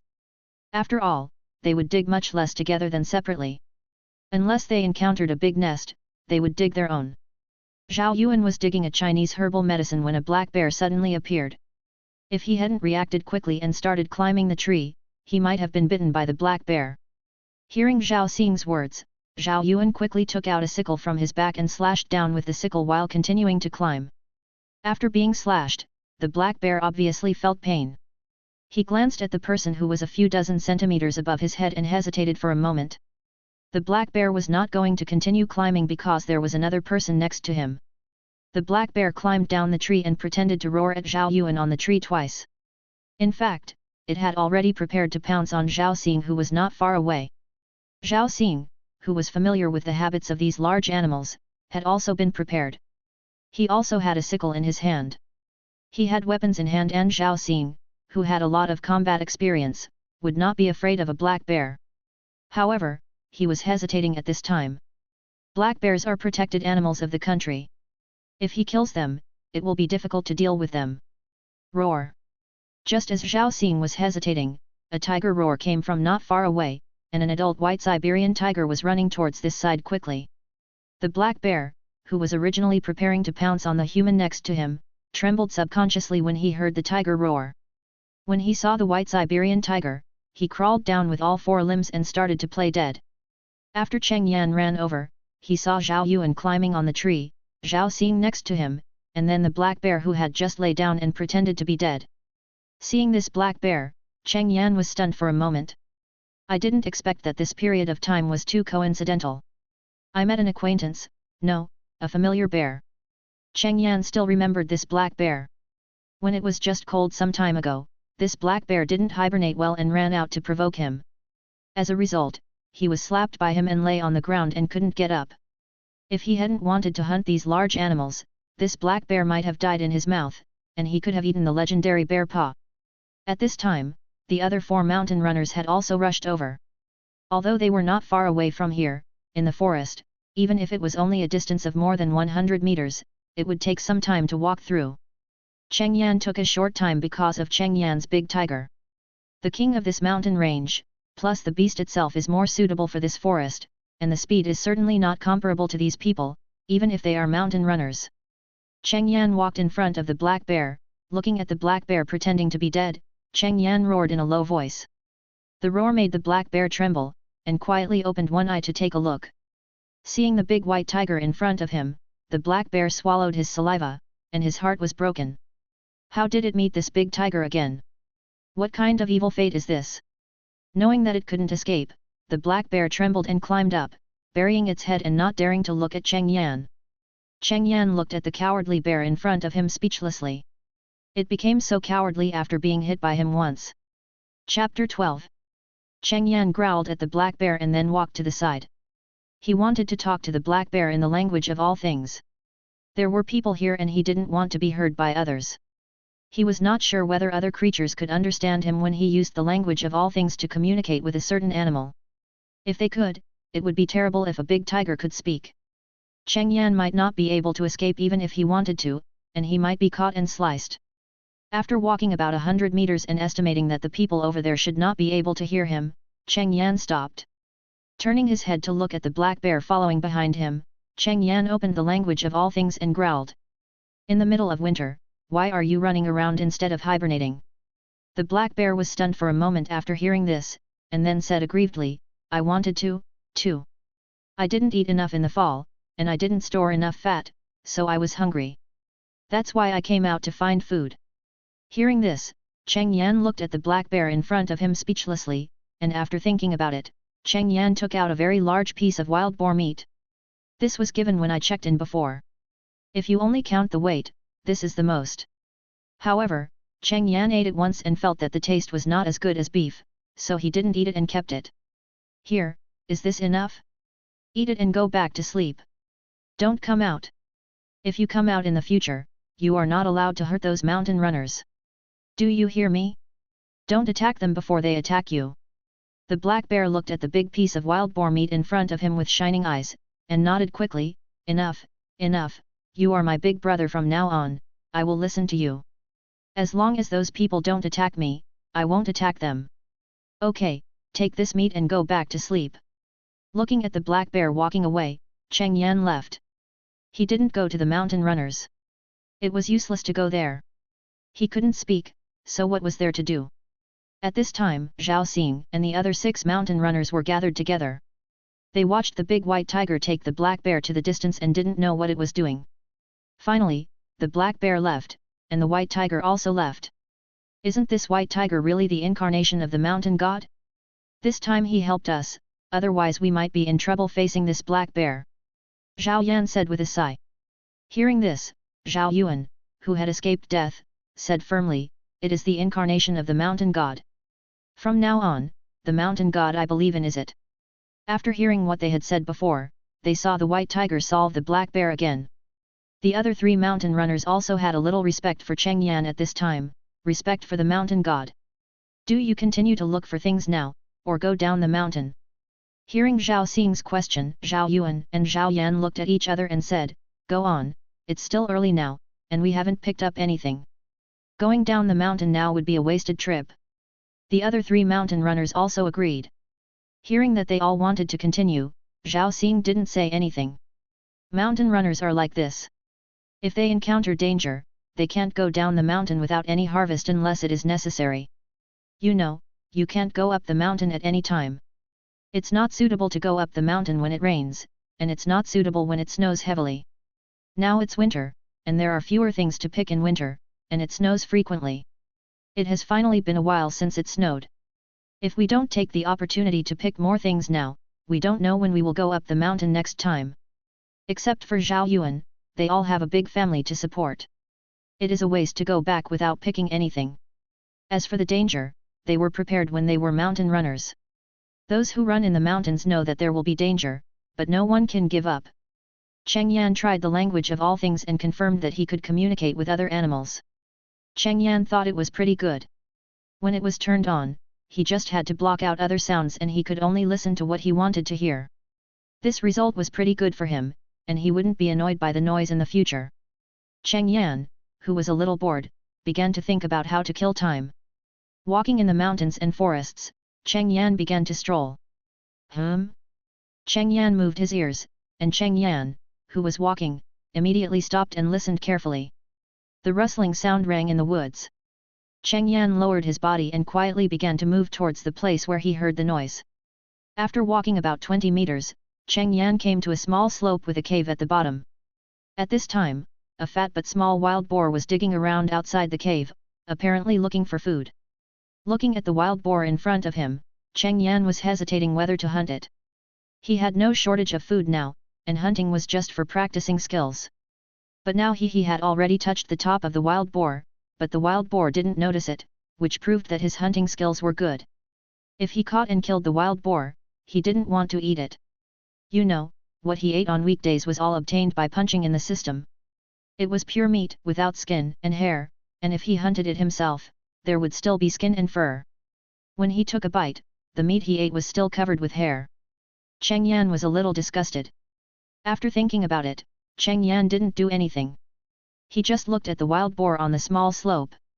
At this time, there was still a layer of snow on the small slope. With Cheng Yan's white hair, if you didn't pay attention, you wouldn't be able to see that there was a big tiger hiding here. Hey! Cheng Yan suddenly looked at the tree next to the wild boar. A lynx was on the tree, and it seemed that it was about to attack the wild boar. When the wild boar lowered its head and arched under the tree, the lynx on the tree moved. Like an arrow, it rushed straight at the wild boar. Before the wild boar could react, the lynx had already pounced on it. After it pounced, it bit the wild boar's throat and completed a hunting operation cleanly and neatly. Cheng Yan watched the whole scene, and his tail swung a few times. For Cheng Yan, he had also seen large cats hunting on TV when he was still a human. But this time it was a close-range hunt, and Cheng Yan found it quite interesting. This hunt was shorter than he thought.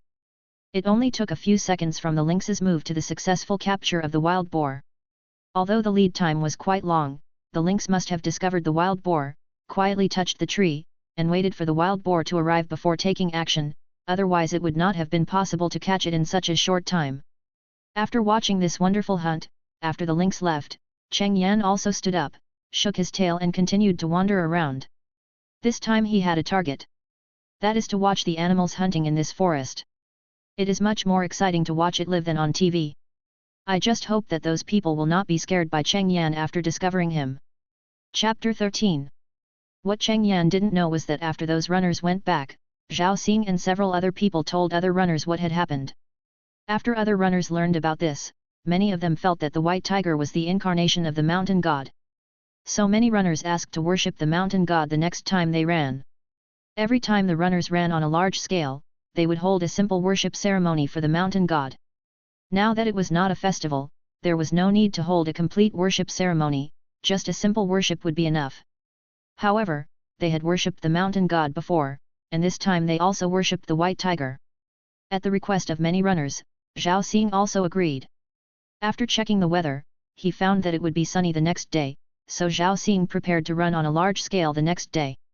In winter, there are basically few large-scale mountain running activities, and usually only a few people run together. Because there are too few good things to pick in winter, there are not many things to begin with, and if there are more people, each person will pick less. They originally went mountain climbing to support their families. Generally speaking, not many mountain climbers would be willing to go up the mountain and find nothing after risking their lives. However, this time they were going to worship the mountain god White Tiger, and it had been sunny for several consecutive days, so many mountain climbers were willing to go up the mountain to see what was going on. So, early the next morning, at 5 o'clock in the morning, more than 30 mountain climbers gathered at the entrance of Zayajia village, and after Zhao Xing arrived, they set off together to the Daxing Mountains. The place they went to this time was Area 6. They, the mountain climbers, would divide the areas into sections. They didn't say they knew everything about what was in those places, but they knew most of it. The place where Zhao Yuan and his friends met Cheng Yan before was Area 5, but it was also next to Area 6. After Zhao Yuan and his friends went to Area 5 3 times, there were not many good things left, so Zhao Xing decided to go to Area 6 to have a look. The group came to the front of the forest in Area 6, but they did not enter, but started a small worship ceremony here.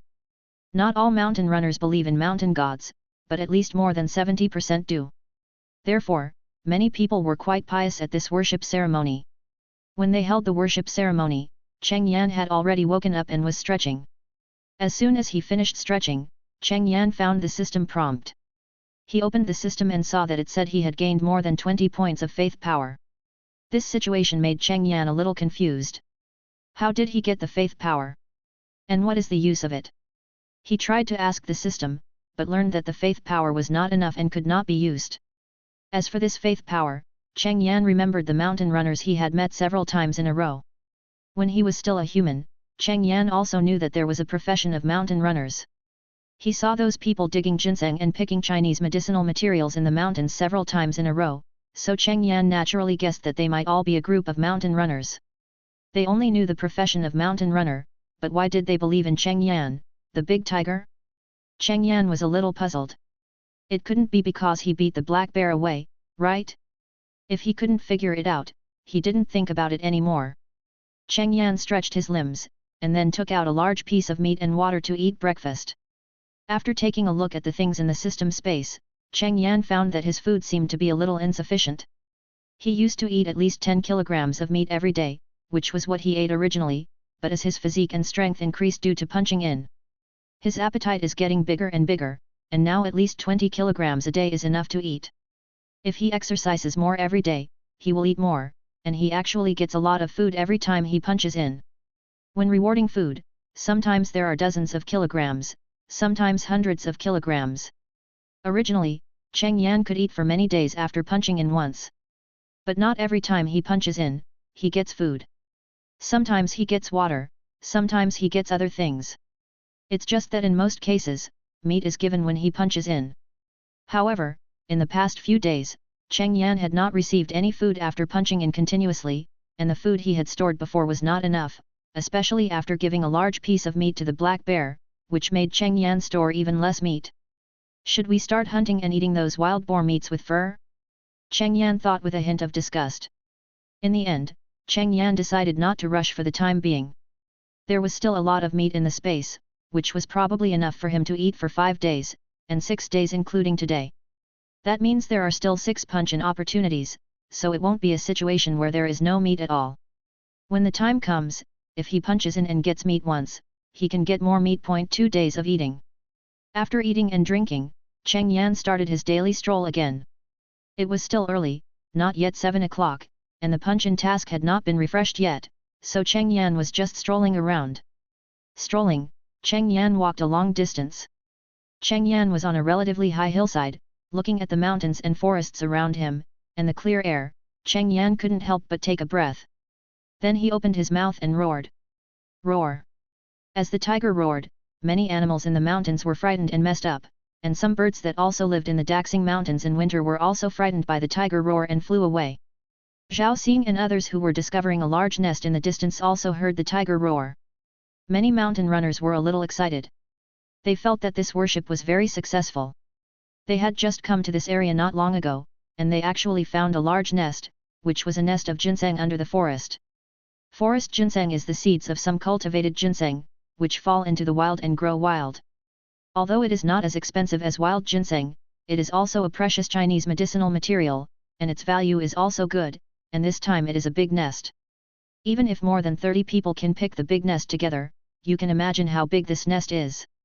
Although many of these mountain runners were afraid after hearing the tiger roar, after all, worshipping faith is one thing, and encountering a wild tiger up close is another thing. However, many of these mountain runners have more than 10 or 20 years of mountain running experience. They can hear from the tiger roar that the tiger that made the tiger roar is still a long distance away from them. With their comfort, everyone was not too worried about suddenly encountering a big tiger. After a roar, Cheng Yan went down the hill with satisfaction. He found that since he became a tiger, his habits have become more and more like a tiger. For example, in places like this, he couldn't help but want to roar, and when he saw various animals being frightened by him, he couldn't help but want to laugh. Is this probably the bad taste of cats? Chapter 14. When Cheng Yan roared, the ranger's hut that Cheng Yan had visited before was welcoming many people. Wang Yan had a headache looking at the exploration team with a lot of things. He had heard Xiao Lin say that a white tiger was found, so he knew that someone must come from above, but he didn't expect that the one who came was the exploration team. Wang Yan is an old ranger. Over the years, he has met many protected animals and has had many dealings with the Forestry Bureau. But this time, there are 2 heavyweights from the Forestry Bureau, 2 old professors. The 2 of them are very famous in the biosphere, and the encounter with the white tiger actually alarmed them. Wang Yan didn't expect it either. The key is that these 2 are not young. You know, it's winter now. Although it hasn't snowed for a while, the temperature in this mountain forest has not risen much. If something happens to these 2, it will be a big deal. At this time, the Forestry Bureau and the 2 old professors came to inquire about the white tiger. Wang Yan is not very clear about the white tiger. He didn't see it with his own eyes, so Lin Zixuan was talking. When Lin Zixuan finished telling his story, the 2 old professors were also a little surprised. They have been studying tigers for many years, but this is the first time they have encountered a white tiger as smart and wild as this one. Many tigers in the zoo have a good relationship with their keepers, but even so, the keepers will be in danger, and this tiger is obviously wild. But it didn't hurt anyone, and it was even able to drive away the snow leopard and save the college students. This result surprised the 2 old professors. After understanding it clearly, these people left the hut and began to explore Cheng Yan's traces. They were all experienced, and there was no snow in the past few days, so there were footprints from time to time. They also started to look for where Cheng Yan went. Professor, look! Among the people who were moving in the forest, a young man who looked like a student showed his mobile phone to the 2 professors. At this time, a video was playing on the mobile phone, which happened to be the video of Cheng Yan's previous check-in on the road. Where is this? Let's start looking from there. The 2 old professors immediately recognized that the white tiger in the video was the one they were looking for. They immediately prepared to go down the mountain and go to the road over there. Albino Siberian tiger, I haven't seen one for decades. The two old professors were still a little excited at this time. They had not seen white tigers before, but most albino tigers were not Siberian tigers, but Bengal tigers. This time they actually found an albino wild Siberian tiger, which was a big deal for them. Cheng Yan didn't know what happened here, and he was on his way to check in. A new round of check-in tasks appeared, and the distance was quite far, a full 10 kilometers, and Cheng Yan walked for a long time before he arrived. The check-in location this time was another pond, and what surprised Cheng Yan was that the pond was not frozen. When he arrived at the check-in location, Cheng Yan started to check in, and the check-in time was half an hour again. This made Cheng Yan a little speechless. Of course, the longer the clock-in time was, the better it was for him. But the key was that he lacked food now, and the possibility of getting food in a half-hour clock-in time was very small. Forget it, there were still several days. There would always be food when I clocked in for a few minutes.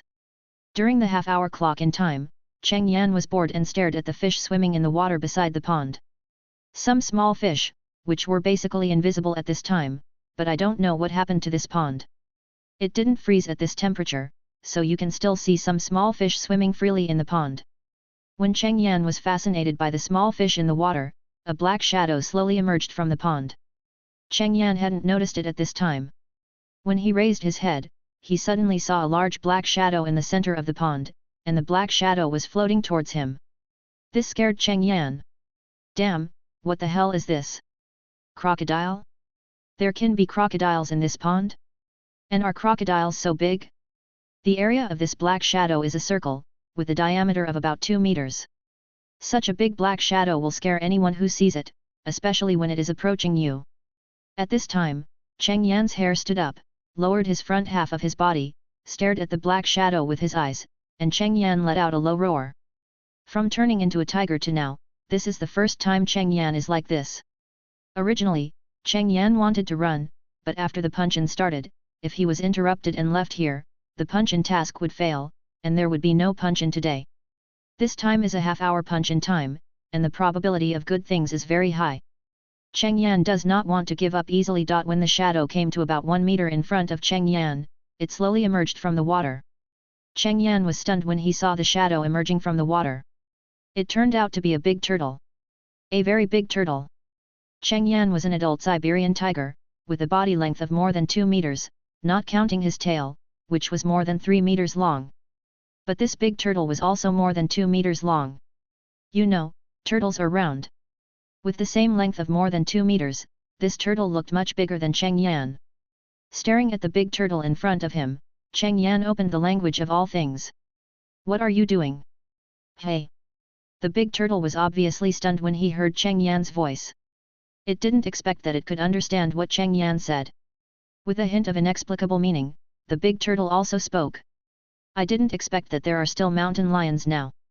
The last time I saw a mountain lion was more than 200 years ago. Mountain lion? More than 200 years ago? Cheng Yan was stunned. What is a mountain lion? More than 200 years ago, doesn't that mean that this old turtle has lived for more than 200 years? What is a tiger? Cheng Yan asked. The big turtle replied in a low voice, a tiger is an existence that can communicate with all things. The last tiger I saw was a gorilla. Since it died, I haven't seen it for 200 years. No wonder I woke up today. It turned out that the tiger came. Communicate with all things? When Cheng Yan heard this, he immediately thought of the language of all things that he had obtained by punching in. Isn't this the ability to communicate with all things? What is the use of tigers? The role of tigers is very important. When a crisis comes, tigers can command all things. Basically, all things will listen to the words of tigers and survive the crisis. The responsibility of tigers is to protect all things. Isn't this the nanny of all things? Cheng Yan was a little speechless. The responsibility of protecting all things is too great. He doesn't want to be a tiger. The tiger here is not a tiger. Generally speaking, tigers are also called tigers, but the tiger mentioned by this big turtle is obviously a powerful animal with the ability to communicate with all things. He was originally a human. Although he occasionally has compassion and feeds stray cats and dogs, he will not take responsibility for protecting all things. Now, isn't it good to be a tiger and roam the mountains and forests leisurely every day? Why do you have to be a tiger and protect all things? Chapter 15. The big turtle looked at the white tiger in front of him with a look of disinterest, and knew what the white tiger was thinking about, but after living for many years, the big turtle didn't care about these things. I'm hungry and ready to eat. Do you want to eat something? The big turtle said, and at the same time, he didn't pay attention to Cheng Yan's reaction, but started to catch fish on his own. 2 or 3 white transparent fish with a hint of silver light were easily caught by the big turtle. Cheng Yan was stunned when he saw the fish. It was the first time he saw this kind of fish. He didn't find this fish in the pond just now. The whole body is transparent, with only 1 or 2 silver lines on the body. Swimming in the water, no one would easily find it. Give me one. Cheng Yan didn't mean to be polite at all. Although he had eaten it, it was still okay to eat another fish. The big turtle moved its front paws, and a transparent fish weighing about 1 pound was caught in its hand, and then thrown in front of Cheng Yan. Cheng Yan stretched out his claws to hold down the lively fish, and came forward to smell it. A fresh fragrance drifted over, which was different from the smell of ginseng and Ganoderma lucidum before. Although they were all a faint fragrance, if ginseng and Ganoderma lucidum were plant-based, this fish was a fresh and fragrant smell. This smell seduced Cheng Yan's appetite, and without being polite, after 1 or 2 bites, this 1-pound fish was eaten by Cheng Yan. Cheng Yan smacked his lips. The taste of this fish was so delicious, he wanted to eat more. What kind of fish is this? It tastes so good. The deep and heavy voice of the big turtle came out, haha, silver-blooded fish, the whole body is transparent, only the blood is silver, a fish unique to the Daxing Mountains, living in various pools, and now there are not many. Silver-blooded fish? It was the first time that Cheng Yan heard of this fish. When he heard the big turtle say that there were not many of them, he asked curiously. Isn't it said that the tiger protects all things? Then why do you let me eat these? Fish are also one of all things, right? They are so few, why do we eat them? The big turtle smiled. Protecting all things does not mean that we can't eat all things. We eat when we are hungry. Wolves eat sheep, sheep eat grass, and grass is also all things. This is the law of nature. The responsibility of the tiger is to gather all things to avoid crises in times of crisis. Its daily life is no different from other creatures. That's more like it, but there are already very few fish. If we eat them casually like this, what will happen if they become extinct? The number of silver-blooded fish is not much, but all things are interdependent. The loss of one creature will affect the lives of a series of creatures, and the increase of one will also create a series of creatures. The appearance of creatures is the law of nature. If this kind of creature is missing, other creatures will replace it. As long as there is no large-scale extinction event, the creatures can reproduce. Hearing this, Cheng Yan had another question, is there any difference between having tigers and not having tigers? If there is a sudden large-scale extinction of creatures, the tigers are just communicating with all things. Do tigers have the ability to save this situation? The big turtle was silent for a moment. Cheng Yan clearly felt that the big turtle seemed to have something to say, but in the end, he said, only after you become a tiger, you will understand. Hearing this, Cheng Yan's teeth itched, and he wanted to bite the big turtle. If it wasn't for the fact that its body didn't look as big as this turtle, and it didn't come out of the pool, and it still had a shell, it might break his teeth if he bit it, and he would definitely not be polite. Okay, I'm going back to sleep, looking forward to the day when you really become a tiger. After the big turtle finished speaking, it slowly sank into the pool, and Cheng Yan didn't even have time to call it. Looking at the big turtle sinking into the water, Cheng Yan was a little curious about how deep the pool was. Such a big turtle sank into the water, but there was no shadow at all. After thinking about it, Cheng Yan decided not to go into the water. He could swim and his swimming skills were quite strong, but this pool was obviously deep, and diving and swimming were 2 different concepts. In addition, who knows if there are other dangerous creatures in the pool besides the big turtle. If he encounters one, he is not as strong in the water as on land. As the big turtle left, Cheng Yan's clock in time came. Ignoring the questions about the big turtle and the tiger, Cheng Yan checked the things he got for clocking in. Tiger roar +1. Cheng Yan was stunned for a moment when he looked at the reward. At this time, Cheng Yan was a little confused. What kind of reward is this? After carefully checking the introduction of this ability, Cheng Yan finally understood that this ability is quite good. No wonder it takes so long to clock in. Cheng Yan's roar can be enhanced by this ability, the range and volume of the sound can be enhanced, and even the deterrent level of Cheng Yan's roar can be increased. If Cheng Yan roared at a brown bear, the brown bear might be scared, and more likely to fight Cheng Yan, but with this ability. After Cheng Yan met a brown bear, he roared, and the brown bear was more likely to be scared. In a one-on-one situation, this ability might not have much effect on Cheng Yan, because Cheng Yan's strength and physical strength were very strong, and Cheng Yan would not be scared of any creature that faced him head-on. However, when facing a siege, Cheng Yan's ability could play a big role. With the tiger roar, most of the besieging creatures might be scared away. But Cheng Yan felt that this ability might not only be used to scare away the enemy, but also had other deep meanings. After thinking for a while, Cheng Yan didn't think about it, so he turned around and left.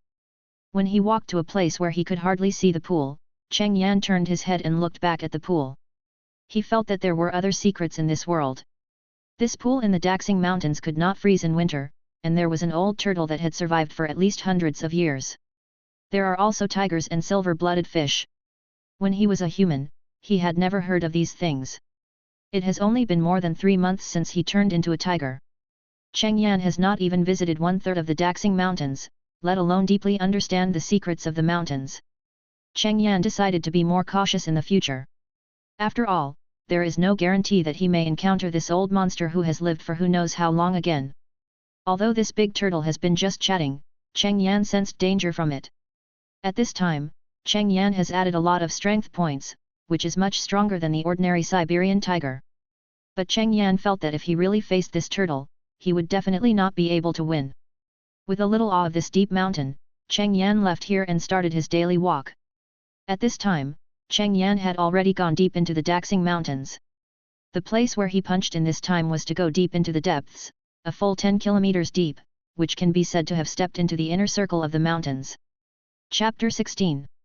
Cheng Yan glanced at the map, thought for a moment, and then continued to walk deeper. Cheng Yan didn't know what was in the deep mountains. However, Cheng Yan was a big tiger after all. The tiger itself was the king of the mountains and forests. Generally, it was no problem for him to roam the mountains and forests. In addition, his strength was stronger than that of ordinary big tigers, which gave Cheng Yan confidence. As long as he was careful not to encounter some special situations, Cheng Yan's safety could be guaranteed. Cheng Yan left some marks from time to time on his way forward, such as peeing or rubbing the bark, which were all to leave smells. Generally, animals or tigers leave smells in case they can't find the place, and they also mean to mark the territory, while Cheng Yan did this simply to announce that the place he passed was his territory. After all, Cheng Yan had a map, so he didn't have to worry about getting lost. Leaving a smell was to inform other animals or tigers that this area was owned by someone. Well, it's just that Cheng Yan's territory was a bit large.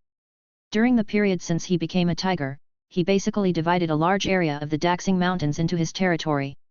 Walking in the forest, Cheng Yan walked a long distance without realizing it, and it was already dark. He also encountered some animals on the road. Cheng Yan occasionally secretly watched the real version of lynx hunting or other medium and large cats hunting. The real-life hunting version was very exciting for Cheng Yan. Especially those cats, they lurked and slowly touched the prey. When the opportunity came, they burst out instantly and set out to hunt successfully. Cheng Yan couldn't help but want to roar twice. Finally, he remembered that he was a tiger. If he roared casually, it would affect these animals too much. Cheng Yan didn't roar. Otherwise, those cats who had just caught prey would abandon the prey and run away as soon as they heard Cheng Yan's roar and saw Cheng Yan. After it got dark, Cheng Yan didn't take advantage of the night to hurry on his way, but began to look for a place to sleep. After picking and choosing, Cheng Yan found a relatively dry place and began to lie down and take a nap. It was still early, just over 6 o'clock, but because it was winter, it got dark early, and it was deep in the mountains and forests, so visibility was not high, so Cheng Yan started to rest early. However, as it got dark, nocturnal animals began to move, and Cheng Yan, who was dozing, could hear some noises from nocturnal animals from time to time. However, most of these animals would stay away from this side after smelling Cheng Yan's scent. Staying away from tigers is already engraved in the genes of most animals. Cheng Yan fell asleep completely without knowing it, and when he woke up again that day, it was already 4 or 5 in the morning. Putting his front paws in front and lowering his body, Cheng Yan stretched his buttocks and shook off some moisture on his body, and a new day began. He took out a piece of meat from the system space and began to eat it in big mouthfuls. While eating, Cheng Yan was still thinking about the silver blood fish he ate yesterday. The fragrance was really tempting to Cheng Yan. After eating and drinking, Cheng Yan started his journey again. After walking for more than an hour, Cheng Yan's ears moved. The sound of water flow came into his ears. Cheng Yan turned around and started to move in the direction of the water flow. After walking for about a few minutes, Cheng Yan came to the place where the water flowed. It was a stream. At this time, there was a large open space next to the stream. There were many animals on it, including lynx, snow leopard and other medium and large cats. In addition, there were many herbivores, such as silly roe deer, red deer, etc., but there seemed to be an inexplicable rule here at this time. These animals, which are usually predators and prey, drank water here one after another, but they lived in peace. Just when Cheng Yan was a little confused, he tilted his head and looked to the side, and he heard a lot of movement. The sound of tatata came. A huge wild boar came slowly. Cheng Yan looked at the wild boar and couldn't help but take a breath of cold air. It was so big. He had seen many wild boars before, and even hunted one himself, but those wild boars only weighed a few dozen kilograms, but the one in front of him was too big, even bigger than the black bear Cheng Yan had met before. And this wild boar was a little different from the wild boars Cheng Yan had seen before. This wild boar was white, while the wild boars Cheng Yan had seen before were all black or dark brown. But this wild boar was all white, and this color made Cheng Yan stunned for a moment, and he almost didn't recognize it as a wild boar. Cheng Yan compared this wild boar with himself and found that this wild boar was much bigger than his own. Cheng Yan guessed that this wild boar might weigh 700 to 800 kilograms, or even higher. After the wild boar arrived, it did not attack other animals, but walked by the stream to drink water. With a hint of curiosity, Cheng Yan did not stay where he was, but walked out slowly and walked towards the stream. As soon as Cheng Yan appeared, the various animals beside the stream were subconsciously panicked for a moment, but I don't know if they realized something, they soon calmed down and continued to drink water. Some animals left after drinking the water, and some other animals soon came. Cheng Yan had no interest in drinking water. He usually drank the rewards given by punching in. He came here just to wonder why there was no hunting here. After Cheng Yan stayed here for more than 10 minutes, Cheng Yan seemed to understand a little bit. He saw a lot of carnivores that were obviously hungry. After coming to this area, they were obviously stunned, and then went to drink water, without the intention of attacking other animals. After seeing two carnivores in this situation in a row, Cheng Yan was a little curious and prepared to start attacking the huge wild boar. When Cheng Yan had this thought, he could feel a peaceful and warm feeling spread throughout his body, and the idea of attacking began to fade. Cheng Yan calmed down his heart, and then began to scan the open space and the stream in front of him. There was obviously an inexplicable force here, suppressing all thoughts of attacking. Cheng Yan tried to leave the open space here, and then prepared to attack the wild boar. Now there was no force to stop Cheng Yan. As Cheng Yan stepped into the open space, the idea of attacking faded again. After staying here for a while, Cheng Yan couldn't find the reason, but there was an inexplicable force, which made Cheng Yan very curious. Why did he fall to the ground? Why did such a force appear here? Until the new punch-in task was refreshed, Cheng Yan slowly left here. When leaving, Cheng Yan looked back from time to time. Another strange place he didn't know. There are really many magical places in nature. Chapter 17. Arriving at the check-in place, Cheng Yan took a look at the check-in time, 5 minutes. Not bad. Cheng Yan was quite satisfied. For such a short check-in time of 5 minutes, the check-in rewards are generally food and drink, which Cheng Yan just lacks now. Hey? Cheng Yan was checking the system and suddenly found that his faith points had increased again. He suddenly gained more than 20 faith points yesterday, and now it has become more than 30 points. However, apart from the increase of 10 faith points, there is no other use, so Cheng Yan will not care about it for the time being. 5 minutes passed quickly, and Cheng Yan looked at the check-in reward this time, 100 kilograms of beef. Cheng Yan was very satisfied with this reward. He could eat for several days. As long as he occasionally rewarded these meats in the next few days, it would be enough for him to eat for a few days, and then he would check in again in these few days. Reward once, and repeat this way, Cheng Yan would not have to eat those prey with fur. After checking in, Cheng Yan started his daily walk. However, he was deep in the mountains now, and the dangers were increasing. Fortunately, Cheng Yan himself was a great source of danger, otherwise he would not be able to move freely here. After walking for an unknown distance, Cheng Yan stopped and sniffed around. He smelled a smell that was mostly like him, but different. Cheng Yan suspected that he had stepped into the territory of other big tigers. This guess made Cheng Yan a little hesitant. As the saying goes, there can't be two tigers in one mountain, unless one is male and one is female. Let's not talk about whether this possible big tiger is female. Just because Cheng Yan was a human before, it was impossible for Cheng Yan to have anything with other tigers. Although he liked these large cats when he was a human, he liked them as pets and never thought about doing anything with them. Even if Cheng Yan has become a tiger now, he has never had this idea. Cheng Yan is ready to be single for life. Roar! Just when Cheng Yan was hesitating, a tiger roar came from a distance. Cheng Yan listened and found that the big tiger should be quite far away from here, but the tiger roar has strong penetration and can be transmitted for a long distance, so it can be transmitted here. After hesitating for a moment, Cheng Yan decided to enter the territory of this big tiger. He had never seen other wild big tigers, whether as a human or a tiger. Now he finally met one, he had to meet it anyway. Cheng Yan's current strength and physical strength are much stronger than other Siberian tigers.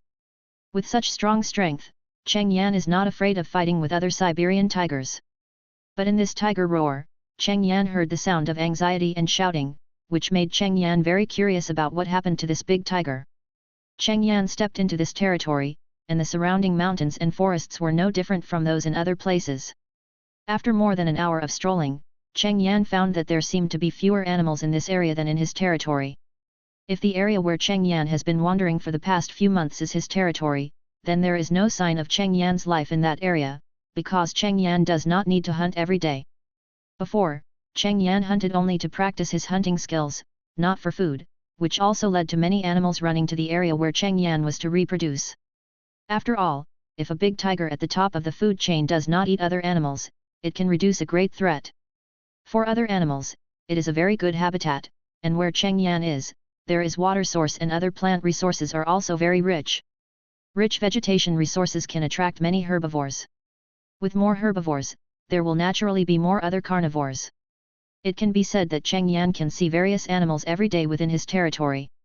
And here, Cheng Yan did not find any traces of animals for an hour. You should know that tigers are actually very sensitive and can detect some subtle movements. It's just that tigers themselves are at the top of the food chain. When they are not hunting, they don't care too much about these movements. Cheng Yan continued to walk forward, and at this time, Cheng Yan heard some slight movements coming from the tree. Cheng Yan looked up and saw a squirrel staring at him beside a tree hole. After opening the language of all things, Cheng Yan was ready to inquire about the situation in this area, hoping that the squirrel would not be scared by him. As soon as he opened it, many sounds came into Cheng Yan's ears. Another big tiger came, and it was white. Recently, the big tiger seemed to be crazy for some reason and killed whoever it saw. Recently, many animals have been killed by the big tiger.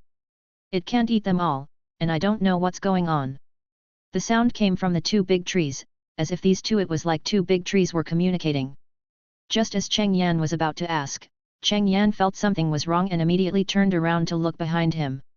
After turning around, Cheng Yan saw a Siberian tiger that looked smaller than him staring at him, and its posture was already showing an attacking posture. However, perhaps because of Cheng Yan's large size, the Siberian tiger did not attack immediately, but just stared at him. Cheng Yan hesitated for a moment and let out a low roar. "I'm just passing by, and I don't want to occupy your territory." Hearing this, the Siberian tiger was stunned. It didn't expect that this big white tiger would be the first to give up. Thinking that the white tiger gave up, the Siberian tiger suddenly pounced on Cheng Yan. Looking at the Siberian tiger that pounced on him, Cheng Yan was a little speechless. He said so, and this big tiger actually took action. In fact, what Cheng Yan didn't expect was that because of what he said, the Siberian tiger thought he was a coward. When two tigers appeared at the same time, especially when they didn't know each other, they would definitely fight to decide who was stronger. Cheng Yan's words subconsciously made the Siberian tiger think that Cheng Yan was just a big but weak guy, so he attacked. Cheng Yan dodged the big tiger's attack helplessly, then turned around quickly, and pounced on the big tiger.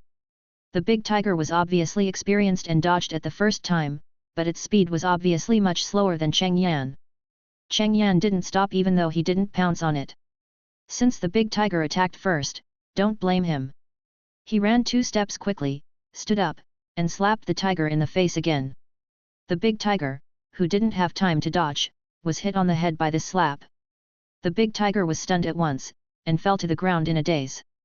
If Cheng Yan had not restrained his strength, this slap would probably have knocked it unconscious.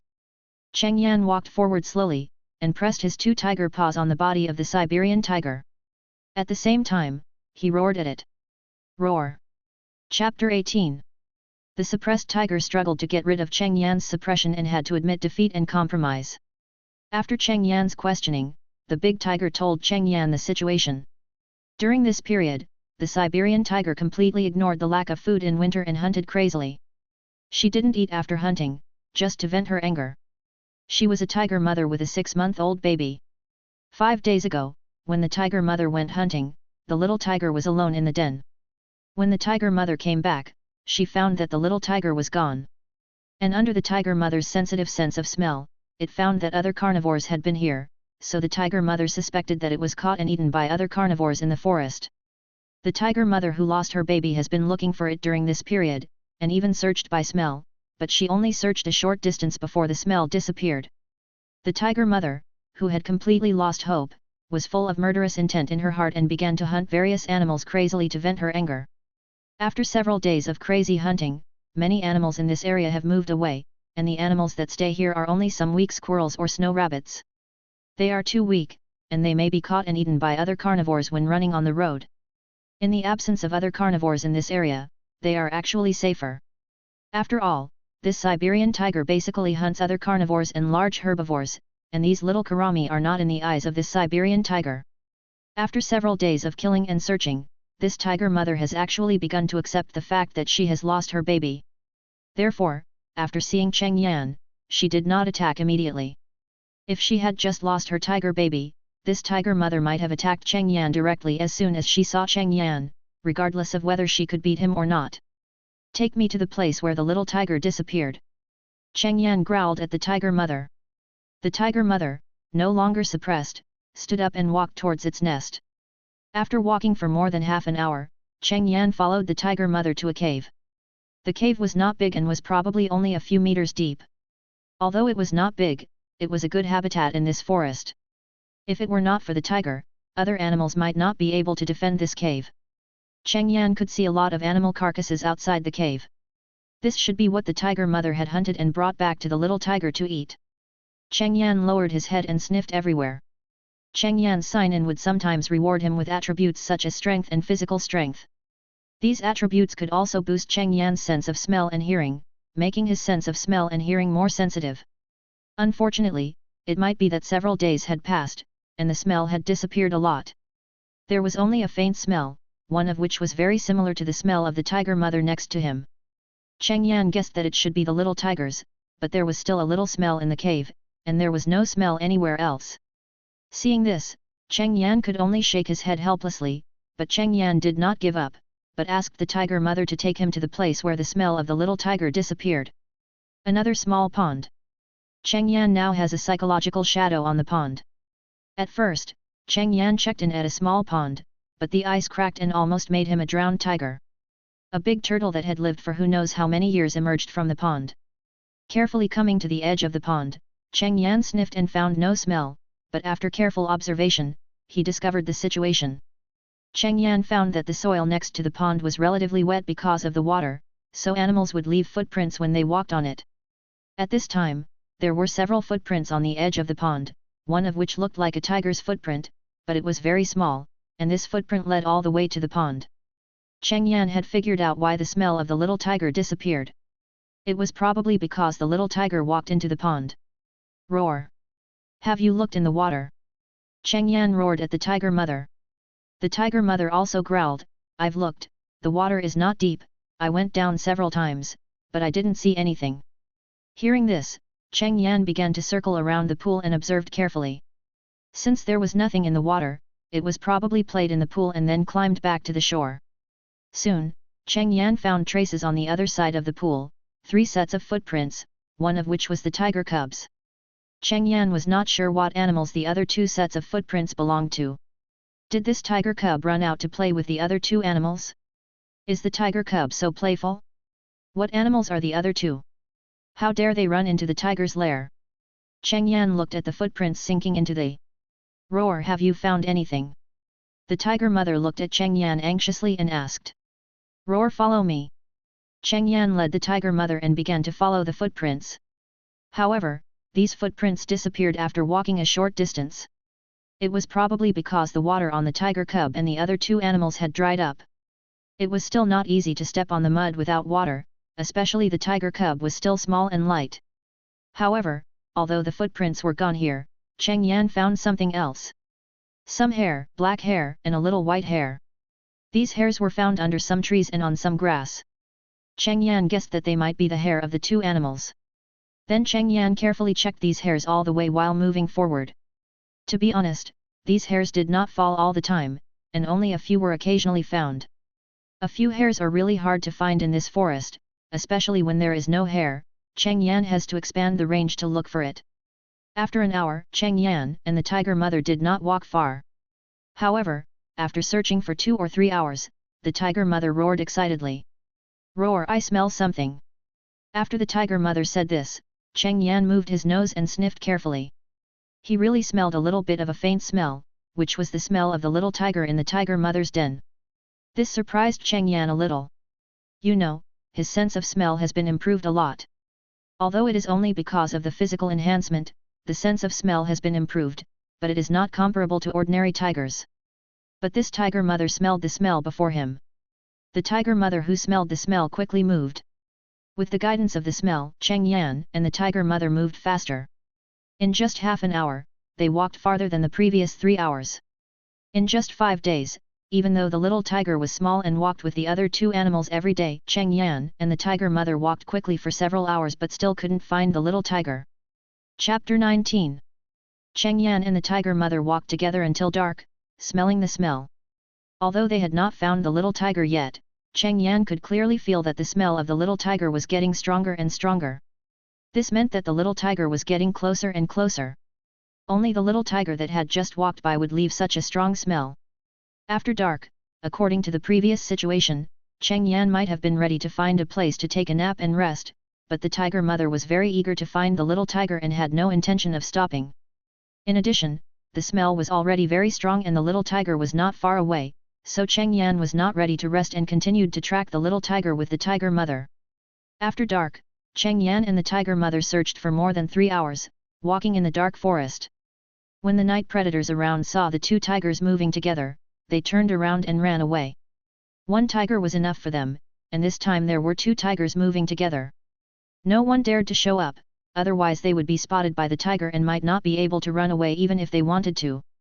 However, these predators were also suspicious. At this time, Cheng Yan and the tiger mother were focused on finding the little tiger. Even if these predators appeared, the 2 tigers would probably ignore them. While sniffing the air in a bush, Cheng Yan's ears moved, and he seemed to hear the little tiger's cry. In addition to the little tiger's voice, there was also the cry of a leopard. Not good. Cheng Yan reacted immediately and ran in the direction of the sound. At this time, the tiger mother was stunned when she saw Cheng Yan running away. Her ears were not as sensitive as Cheng Yan's, so she didn't hear the sound. However, seeing Cheng Yan's running movements at this time, the tiger mother hesitated for a moment and still followed him. Cheng Yan was helping it find its child. At this time, Cheng Yan's appearance was obviously that he had discovered something. Cheng Yan's speed was very fast. He had left the tiger mother behind for a distance after running a few times. After running for a distance with Cheng Yan, the tiger mother finally heard the little tiger's cry. At this time, the little tiger's cry was full of panic and anxiety. After hearing the cub's cry, the mother tiger obviously sensed the emotion of the voice and immediately became nervous. She ran faster and roared loudly. Roar! A tiger roar full of murderous intent instantly came out of the mother tiger's mouth, but in an instant, this tiger roar with strong penetrating power had spread throughout the forest. Cheng Yan ran at a very fast speed. Fortunately, the cub was not far away from him. Cheng Yan arrived quickly. If it was too far away, the sound made by the cub's underdeveloped vocal cords could not be transmitted. At this time, a snow leopard was on the branch of a big tree. The snow leopard was lying down, and there were 3 small animals under the tree staring at the snow leopard together. There was also a large wild boar corpse next to them. The snow leopard shook its tail and ignored the 3 small animals below. It had eaten enough and was resting at this time. When it was taking a nap, 3 small animals suddenly came, one of which was a little tiger. The other 2, one is a white fox, the other is a black and white dog, or a husky. I don't know how these 3 different kinds of animals act together, which makes the snow leopard feel a little incredible. However, the snow leopard, who is full and satisfied, doesn't want to pay attention to these, but just climbs on the tree and watches them. As a result, a wild boar came from nowhere and ran around in the middle of the night. Even this wild boar found these 3 little guys and wanted to attack them. Originally, the snow leopard was not going to attack, but the wild boar was blind and dared to hit the tree where it was lying, almost knocking the snow leopard down. The snow leopard was angry, and in a few seconds, it attacked directly from the tree and killed the wild boar cleanly. After killing it, the snow leopard returned to the tree. It was not hungry, so it left the wild boar's body below and ignored it. The 3 little guys were frightened by the wild boar's attack, and were also frightened by the sudden appearance of the snow leopard. The little tiger kept roaring to warn the snow leopard. When Cheng Yan came here, it was this scene. The little tiger, the white fox and a husky were staring at the snow leopard on the tree, but the snow leopard on the tree ignored it and only shook its tail occasionally. The snow leopard saw Cheng Yan, and it was not surprised at this time. It heard the tiger mother's roar just now, and knew that it was a warning to other animals not to hurt the little tiger. This is one of the reasons why the snow leopard did not take action. At this time, the snow leopard regarded Cheng Yan as an adult tiger who had just roared. Cheng Yan's arrival made the 3 little guys under the tree tremble. Although Cheng Yan killed and injured many animals, he could count them on one hand. They could not come over, but Cheng Yan was an adult tiger after all. The aura of an adult tiger was very strong, and the 3 little guys could clearly feel it. If it was the tiger mother, the little tiger might be very happy, but this time it was Cheng Yan, and the little tiger didn't know Cheng Yan. Suddenly an adult male tiger appeared in front of them. How could they not be scared? The little tiger screamed in fear, while the husky and the white fox were so scared that they had huddled together and didn't dare to make any other movements. Roar! Little guy, I have been looking for you with your mother for a long time. You dare to run so far? Tell me, why do you want to run so far? Cheng Yan ignored the snow leopard on the tree and directly roared at the little tiger to ask about the situation. The little tiger was stunned for a moment. He didn't expect that this adult white tiger didn't attack them. Hearing Cheng Yan talking about its mother, the little tiger remembered its mother. Thinking that it had run out to play for several days, the little tiger suddenly became anxious. He quickly asked Cheng Yan, "Is my mother here too?" The little tiger was heartbroken at this time. He had been out playing for several days. Now that he was found by the tiger mother, he would be beaten up. Seeing Cheng Yan nod, the little tiger was full of despair. He had to tell Cheng Yan everything that had happened during this period, hoping that after Cheng Yan listened, he could stop his mother when she came. The little tiger had just finished speaking, and Cheng Yan hadn't spoken yet. Roar! A tiger roar sounded not far from them. Then, the figure of the tiger mother appeared. The tiger mother hurried over with murderous intent at this time. This murderous intent was directed at the snow leopard on the tree, because the tiger's previous cry full of anxiety and panic made the tiger mother think that the snow leopard wanted to attack the little tiger. However, after coming under the tree, the tiger mother saw Cheng Yan and the little tiger was completely under the tree, so the tiger mother was relieved. But then, roar! Another tiger roar was heard, and Cheng Yan couldn't help scratching his ears. This tiger mother had a very bad temper. Tell me. What have you been doing these days? Why did you run so far? Why don't you stay in the cave? This was the roar of the tiger mother to the little tiger. Chapter 20. The little tiger, who was frightened by a roar, trembled and told what happened during this period. A few days ago, when the tiger mother went hunting, a white fox and a husky somehow ran out of the nest. The little tiger was attracted by the husky's cry. I don't know if the husky was brave or stupid. He completely ignored the tiger's breath and started playing with the little tiger. The white fox on the side was actually a little scared, but in this winter, it was hard to find a playmate, and it didn't want to run away by itself. In this way, the 3 little guys played together. The husky is already 1 year old, which means it is fully grown. However, this husky is not big. It is about the same size as a 6-month-old tiger cub, and it is not even as fat as the tiger cub. Among the 3 little ones, the smallest is the white fox, but it is the husky who makes the decision. When the husky had enough fun and felt hungry, and was about to leave, the white fox and the husky left together. As a result, the little tiger, who had just had a lot of fun playing with the 2 little guys, followed them when they left. The husky actually saw the little tiger following him, so he took the little tiger out to find something to eat. The 3 little guys wandered in the forest together. Probably because the weather was too cold, the husky was very smart. He guarded the rabbit hole, caught rabbits, and attracted mice. He did everything. Under the leadership of the husky, the 3 little ones lived quite well.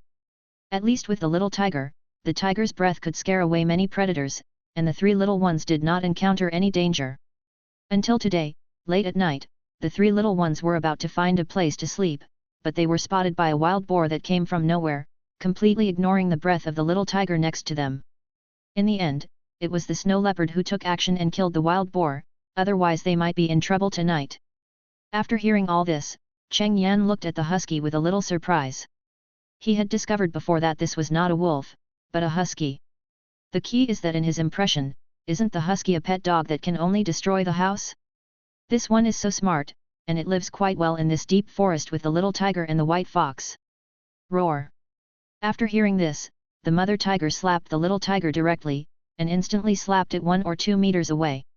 Cheng Yan, who was standing by, was shocked. Is this beating a child? So hard? Aren't you afraid that it will be slapped to death? Cheng Yan thought with a lot of question marks in his mind. After slapping the little tiger away, the mother tiger stared at the husky and the white fox, her eyes full of murderous intent.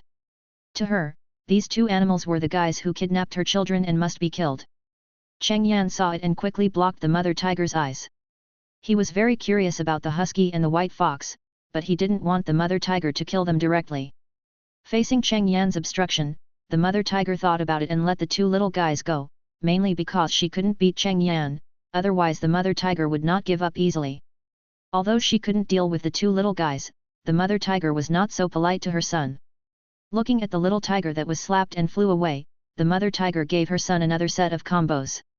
Cheng Yan, who was standing by, couldn't bear to watch it, and at the same time, he could only pray for the little tiger in his heart. It was obvious that the mother tiger couldn't vent her anger, so she could only vent it on the little tiger. Cheng Yan turned around and looked at the shivering husky and white fox, and growled. 2 little guys, where are you from? Hearing Cheng Yan's growl, the shivering husky and white fox looked up a little confused. They could actually understand what the big tiger said. Although the little tiger, husky and white fox have been hanging out together these days, the language between the 3 little ones is not fluent, and the 3 of them can't understand each other's words. Although they can't understand the words, they can still feel the emotions of the roar, plus some body language. The 3 little ones can still barely understand each other's meaning. Woof woof woof. The husky excitedly barked at Cheng Yan, and the white fox squeaked twice. After listening to the husky and the white fox, Cheng Yan couldn't help but sigh that the husky's experience was richer than his. This husky was previously domesticated, and was raised from a puppy to 9 months old. As a result, a few months ago, the owner of the husky brought the husky with him to travel here. As a result, the husky ran away while playing with the little owner outside a mountain forest. At that time, the husky was only 9 months old. Although it was considered a sub-adult, it was not as big as it is now. In theory, domestic pet dogs like huskies, even huskies like huskies, are not as big as they are now. Medium and large dogs can't survive more than a few days in this kind of forest. There are too many predators in the forest, especially in the Daxing Mountains, where there are countless dangerous animals. I don't know if it's because of coming to the north, but the husky suddenly became smarter after coming here. At the beginning, it hid and relied on some plants and some animal carcasses to fill its stomach. It spent 2 months like this, and a month ago, it started snowing in the Daxing Mountains. Huskies are not afraid of cold and they like cold weather very much. After the snow, there were fewer predators, and the huskies began to wander around like a fish in water. This white fox was met by the husky half a month ago. At that time, the white fox was stuck between 2 branches and struggled for a long time but couldn't get free. After seeing the white fox, the husky used its much larger body to get rid of the branch. Afterwards, the white fox followed the husky all the time. Under the guidance of the husky, the two little ones lived well, although they would go hungry from time to time. Cheng Yan looked at the husky and felt that this husky was a dog talent. A pet dog could actually live in the Daxing Mountains for several months, which was enough to prove the ability of this husky. Roar! You two should follow me for the time being. Cheng Yan thought about it and growled. Cheng Yan was ready to take this husky. He could also take such a capable dog talent with him. Anyway, this husky and the white fox didn't eat much, so it was not difficult for him to take them with him. However, although Cheng Yan said so, this husky and the white fox were in trouble. Although this big tiger didn't eat them for the time being, it would be a big headache to let them follow it. Who knows if this big tiger is not hungry now, and will kill them to fill its stomach when it is hungry. Cheng Yan couldn't help but snort when he saw the hesitant husky and white fox. The husky and white fox were frightened and quickly agreed. If they agreed, they might be eaten later, but if they didn't agree, they might be eaten now.